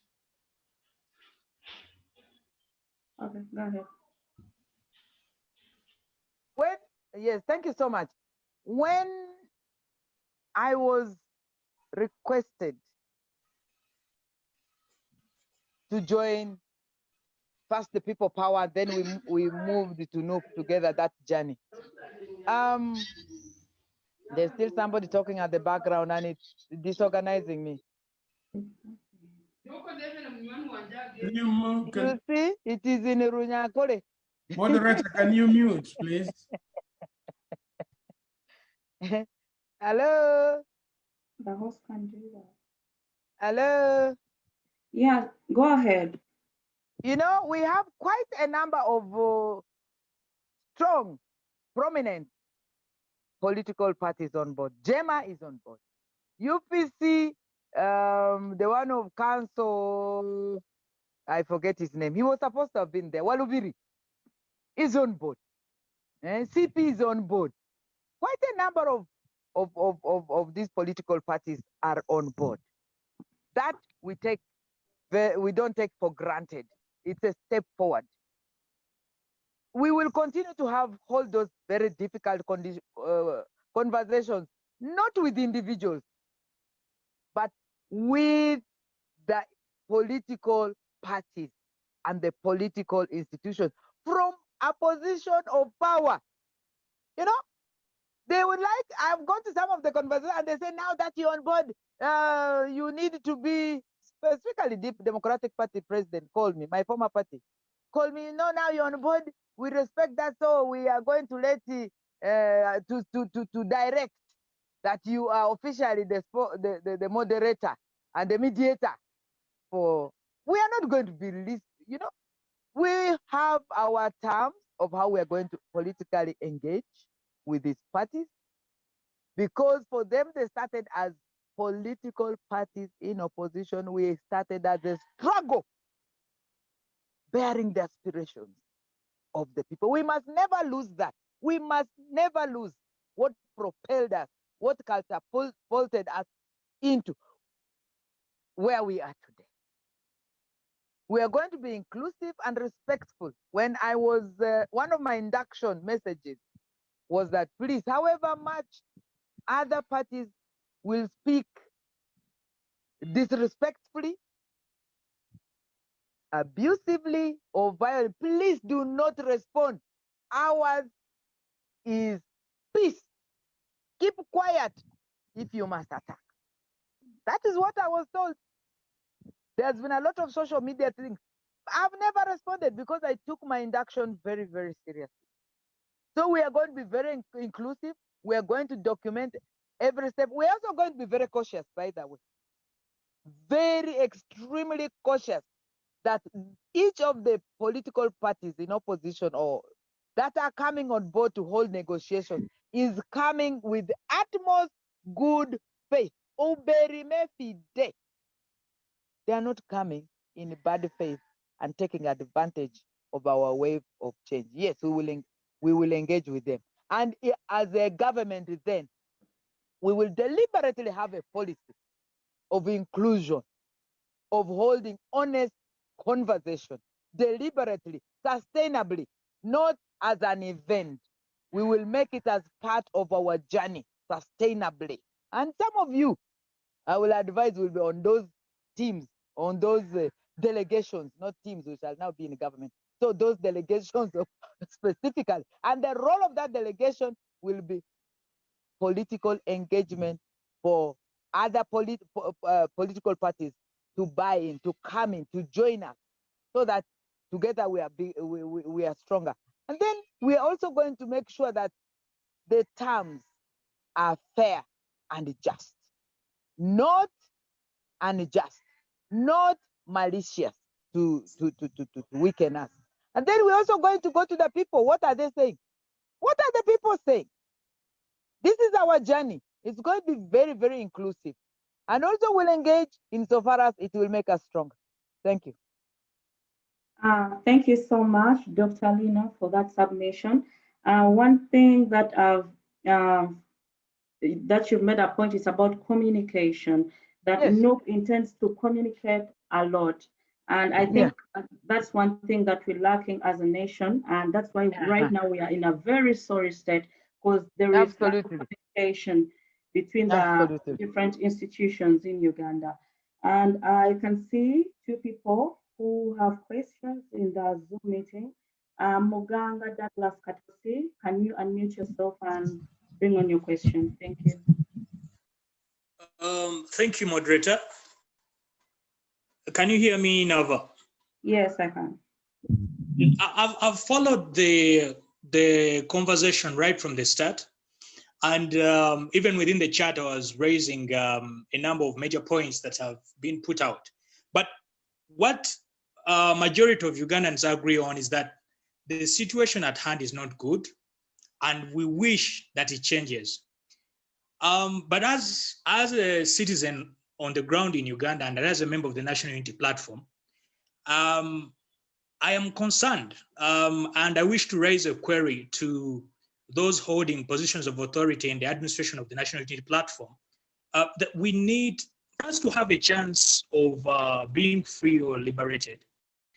Our organizational capacity as a people has to be more powerful than those that are holding us at ransom. And currently, there is a lot to be desired. There are a lot of queries that people raise on the ground, and there isn't clear communication channels to respond to those queries. So I wish to reach out. Mr. Muganga, I would like to advise that you zero in onto the question so we can have a few more people ask the questions before we close. My specific question is, how can we efforts, how can we develop a better culture of listening within the NUP to see that we strengthen our organizational capacity? Because if that is not responded to, we can wish for change in 2021, but it can only remain a wish. And that's my concern. But if we strengthen our organizational capacity, then our chances will be very high. So that's my question to those that can help respond to it. Thank you so much, Mr. Muganga. And of course, I'll direct the questions to Dr. Lina and Miss Jolie Mugisha. And could you go ahead? In maybe 2 minutes, each of you, because we constrained with time. Yes, I absolutely agree with you. There are so many frustrations and expectations. The answers have been that we're new. This is our very first time. Okay, I totally agree with you, Mr. Muganga, that there are some individuals consistently and persistently more stronger than organizational position. But I am documenting that. Okay, it's not going in vain. We are documenting that. They may not be aware, that it is affecting. But some of it also is perceived. Some, like for me, I'm a very loud person, you know. But the other opportunity we have in the West, Jolie is building a very nice reference governance thing, listening, going to the community, you know. And then Kampala also has a suggestion box. I don't know whether they're listening and reading it and they're giving the feedback. And persistently, there's some, you know, individuals that are coming and there are some answers, but I'm documenting. For me, in northern Uganda, I am 100% sure you can get to Spartan, you can get to Samuel Obedigu. We have put in place an institution that is bigger than me. I am right now not in office, but the office is running so excellently. So we must deliberately strengthen NUP. And we have to set up reference points. And Northern Uganda is one of them. We're doing right now, 1 month, 1 month old, but a very strong entity as an organization, not around Lina, not around Spartan, not around Strike Machine. So we need to learn from that. Thank you. Thank you, Dr. Donna.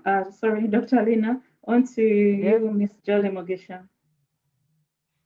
2 minutes, please, to respond to that question.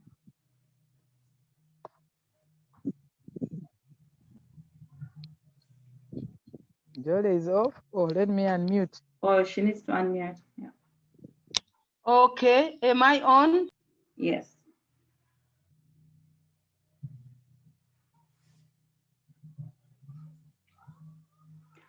Could you please unmute yourself, Ms. Jolie Mugisha, please? With me, am I on? Yes. Am I there? Yes, we can hear you. Okay, loud and clear. I'm saying, in addition to what my sister has said, being a baby, a new organization, of course, we are getting many people, whether they are, some of them may not necessarily be committed, but the system we are setting up, the system of leadership, the broad basedness of the party, because you can see we have a good number of people from different areas, and being on the ground, being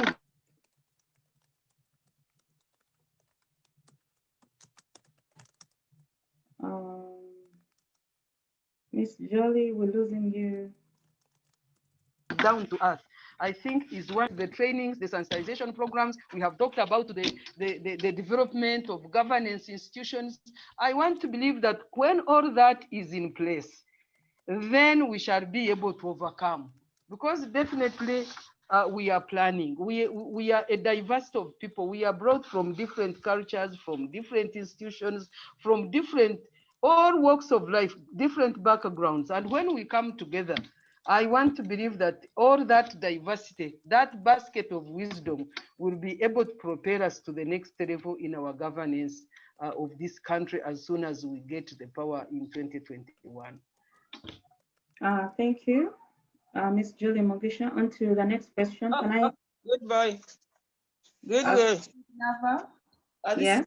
I have a question from a YouTube channel. It was sent through by Mr. Samsung Aziz. And the question refers to what plans NUP has for people who have turned into independent and yet they continue using the symbol of NUP. So he needs to be enlightened what plans are in place to independence. Thank you very much. Okay. Thank you. I think generally that is a problem that is emerging, because I know that umbrella is our symbol as NUP or NUP as a political party, and therefore anybody who comes independent or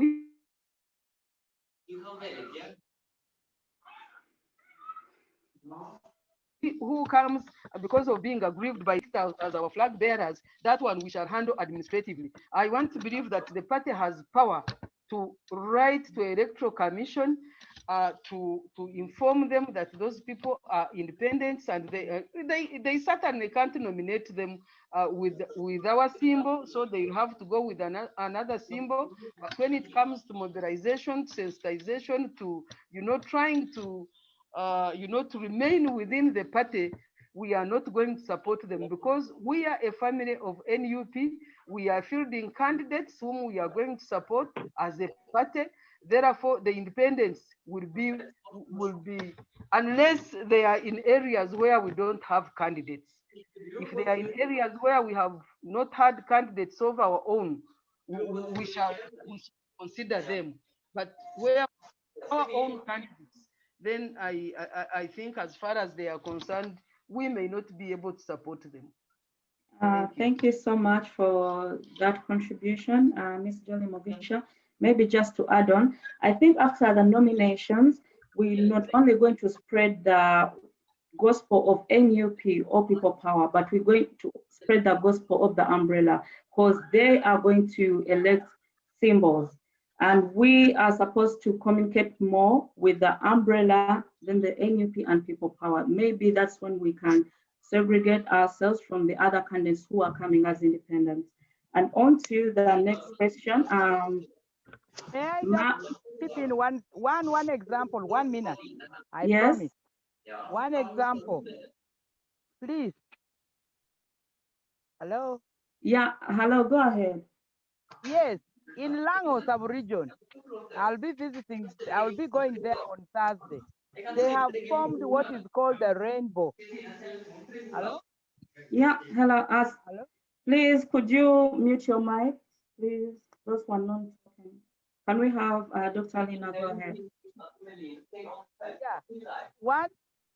Oh, the other person is speaking. Oh my God. The host... In Lango sub-region, last week, the candidates themselves with our team on the ground, the sub-region came up with a rainbow entity, and NUP is coordinating it. They are mapping up all the candidates, the real genuine candidates, and those that have already paid. We are definitely, where we have candidates, we are encouraging and we are standing strong as NUP. Umbrella is our symbol. We are standing strong. And then where we have, like in West Nile here, we have a vivid example of one person now picked his form under JEMA. He has been very active and is even on our disciplinary committee. We are definitely going, and we already have another candidate. Our flag bearer is the person. And so where somebody has chosen, we will definitely have conversation, but we are going to stand as NUP. We will encourage and support boldly our candidate, as NUP umbrella is our symbol. That one we must preach. Thank you. Thank you so much. Can I have a lady, Ma'am Donna? Could you unmute yourself and bring on your question?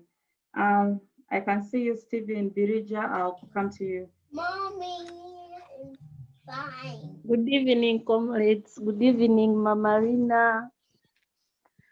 I'm Mama Donna in Dubai. I have like 2 questions. How are we going to, okay, let me phrase this like this. What are we going to do with those people on the secretariats who are tarnishing our party? Because our party is very young, but those people on secretariat. Donna, one minute. Sorry for the interruption, but could we keep our questions to our conversation, the topic of today of the Uganda we deserve? If your question is related to that, then go ahead, please, because we're constrained with time.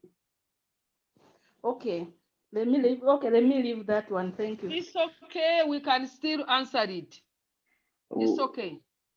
Okay. Because what I wanted, maybe we can have people on secretariat who are not contesting anywhere, so that those people can stand with NUP. But if on secretariat we have people who are working at the offices, at the same time they want to stand somewhere or contesting somewhere, and they did not get the cards, they are again turn around to tarnish our vetting committee. How are we going to do that? How are we going to help our party not to be damaged, not to be tarnished? Another thing, there are those people who are coming independent, but they are using our colors. What are we going to do to stop them using our colors, any color, which is for no? Because there are those who are using our colors saying we are independent, but we support Kyagulanyi. I think there will be bajja kubuzaabuza abantu. Okay, thank you so much. We I think understand. your second question was already asked by the previous participants. So I asked the two panelists to answer the first question that she raised. Thank you, Mama Donna. Thank you. Thank you very much, Mama Donna. I want first of all to encourage you people to know that politics is competition. And once there is competition, you must be dressed up to the call for competition. So we are a political party, even when we are as young as we are, but we are in a competitive world. Therefore, we must dress up to the rehearsal. How are we going to stop the people at the secretariat? First of all, a president of any nation needs the support of the legislature. We must have members of parliament who are going, otherwise the president, even if he wins an election, he will be like you have been watching the Lord Mayor of Kampala Lukwago with his committee during the last term. So the president must have a supporting legislature, and therefore we must have members who are indeed our members. That's why there are so many people, there are not even many. Some members at the secretariat are contesting for those positions, and we pray that they win those positions, because once they win and the president wins, then we shall have the Uganda we deserve. Now, your question of how are we going to stop them? We shall continue preaching. We shall continue talking.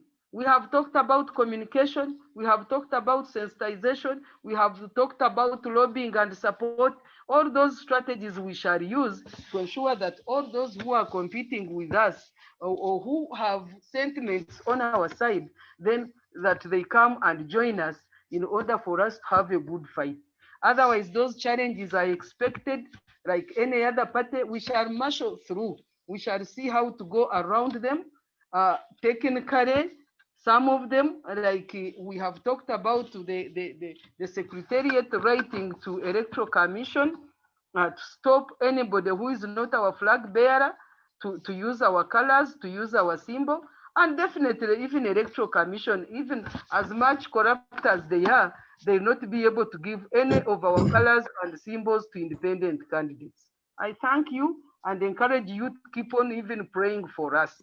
As a young party, we don't only need activism, but we also need prayer in form of support. Thank you. Thank you so much, Ms. Jolie Mogisha, for that.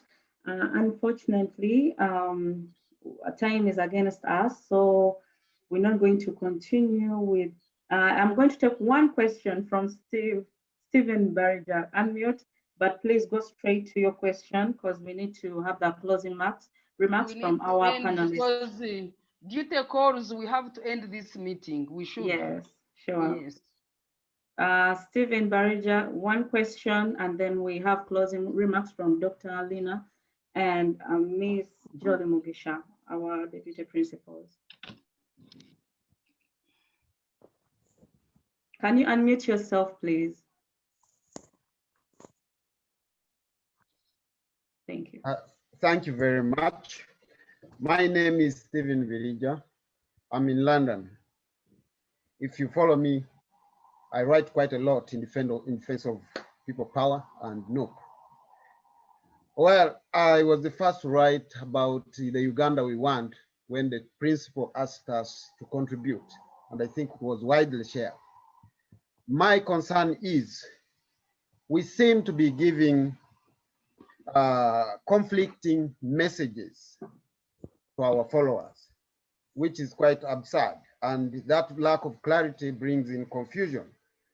Why don't we use a consultative approach, at least have a policy committee to package information that is very simple, clear, in few points for our followers to follow. For example, NUP is not an ideology. NUP is a vehicle. It cannot conflict with people power. It would be very easy to say we are NUP members and our ideology is people power. And we unpackage the concept of power, people power, what it means. And you find we have a very big problem. If we consulted people about technical people, we would be able to unpack what education is about, what corruption is about, and solutions to those problems, which answer everything. Because I find Uganda's problem is not poverty. Uganda's problem is bad governance. What are the elements of bad governance? So that people can have clear information as we wait for the manifesto. This can save us from post-Museveni crisis, because now we are just bringing people without clear ideas. After removing Museveni from power, we can easily have a crisis. Why don't we have a consultative process like this one now? Would come out with the clear information shared. Jolly would be talking the same thing with Dr. Lina. People wouldn't be saying I'm people power or no. Why don't we have a consultative process in a proactive way instead of waiting for a reaction when we're already in power? Thank you very much.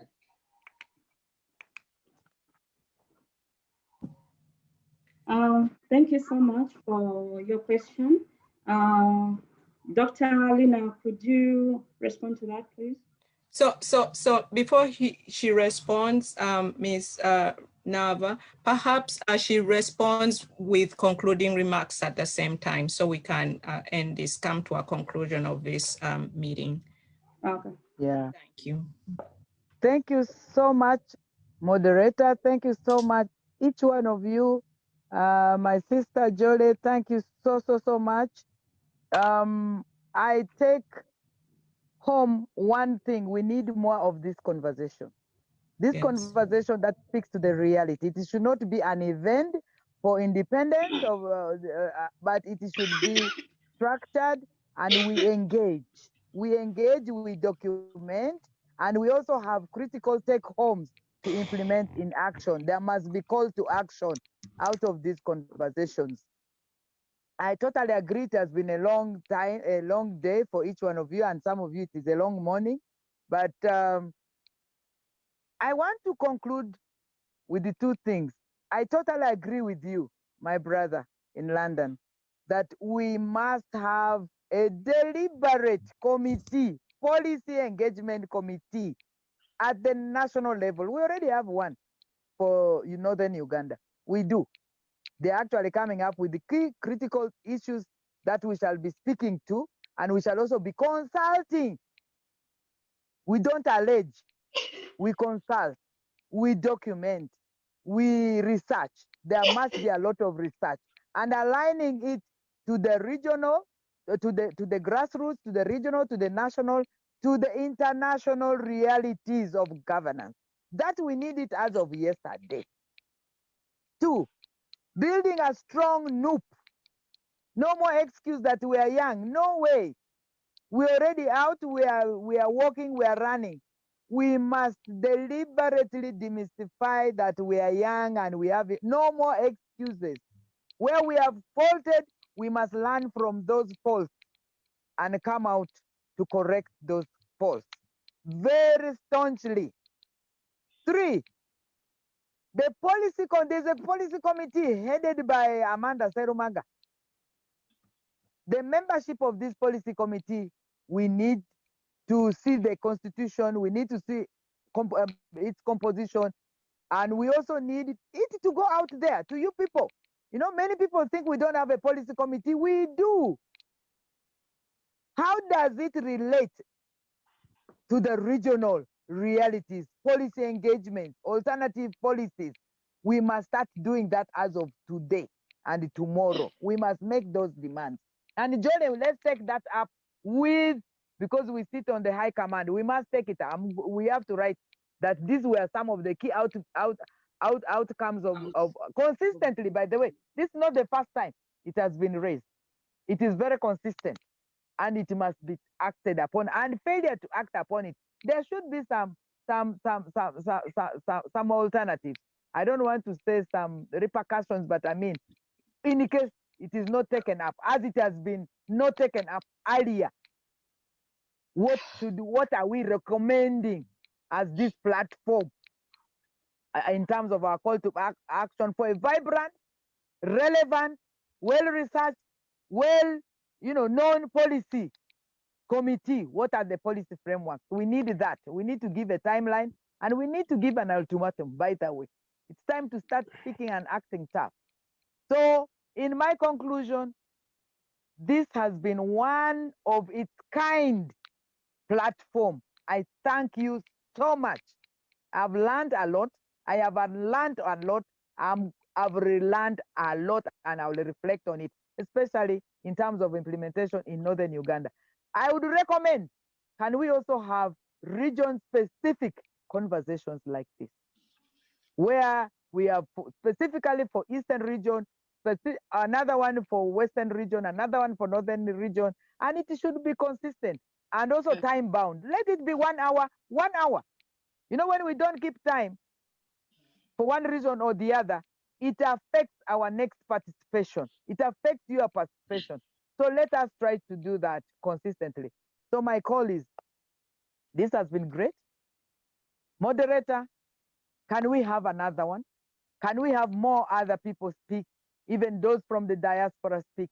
Can we have the questions also answered in practice and follow up?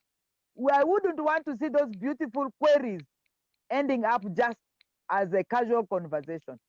They're a call to action, and let's take that call to action. We are not going to be wanting to be nice and favored. We are going to I would want us to be said, those are difficult, but we bring real practical changes, real practical growth to NUP as a political party, because the wave on the ground, the support. I just want each one of you to experience the support on the ground. We would not even sleep. So I want to thank each one of you so much. May the next Independence Day be celebrated when we are in government and delivering to the aspirations of Ugandans. Thank you so much. Amen. Amen. Thank you very much, my sister. I'm coming in right now. Just with the conclusion, you have already made the proposals that the meeting should consider, and I want to believe that when we forward them to the executive committee, which we belong, some in of them writing. Yes, we should submit them in writing so that they can be worked on immediately. I also want to thank the participants to this meeting, the organizers, and all of you who have participated. Thank you very much. Now we have seen that we have support. When I was first invited, I must say, to join NUP, I feared. I had the kind of fear I had is what most people have in Uganda. And now that we have talked to you, personally, I'm renewed, my energy is rekindled, and I want to believe and assure you that beginning, even right now, I'm going to work even harder to ensure that our party takes over government. And then in conclusion, perhaps I want to say that we must work together. For you people who live out there, we know probably your life is better than ours in terms of resource mobilization. Someone was putting on the screen that we should do some fundraising, and I believe you are doing that. The money you are sending to us, I want to assure you that we shall effectively use it for the good of this party, and that once, like our anthem goes, once the battle is over, we shall all stand up and sing and receive the crown. For God and my country, people power, our power, NUP. Our power. Everywhere. Please excuse me, if you don't mind, please, can you join me to sing our anthem?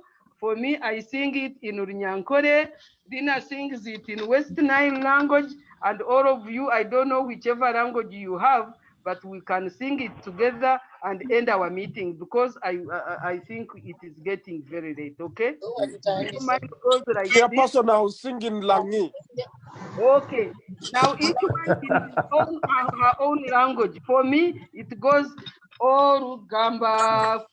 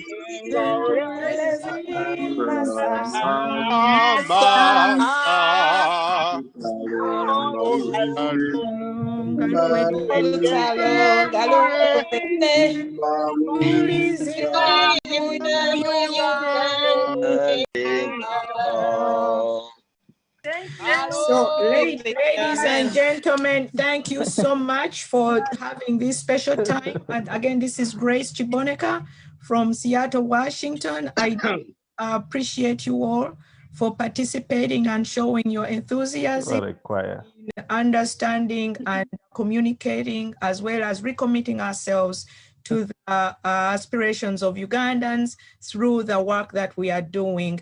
I would like to thank our panelists for sparing us time again to educate and also inform us on some of the policy issues. I do have a 3.5-year-old now in the background that is getting agitated. So I'm sure this is for us to transition out of this meeting and enjoy the rest of your Sunday. It is morning here. I'm sure it's evening somewhere else in the globe. Thank you again, and I wish to sign off. Thank you. Thank you all for your support, Doreen, and all the tech people, Mr. JB, Ms. Doreen, Mr. Ikakuru, and all of our supporters in organizing this Independence Day activity. Thank you again. And we wish to call you upon another time, and always bring your ideas, and let's keep on fundraising and sensitizing and organizing. Thank you. Okay.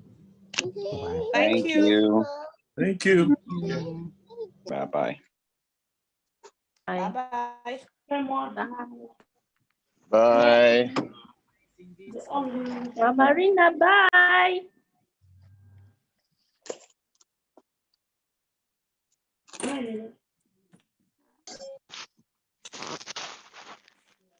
Hey, everybody. Have a blessed week. You too. Thank you, Wanda.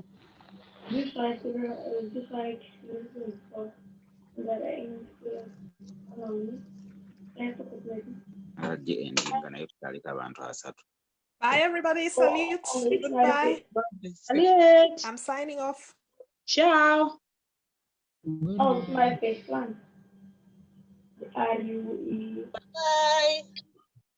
Oh, my face one.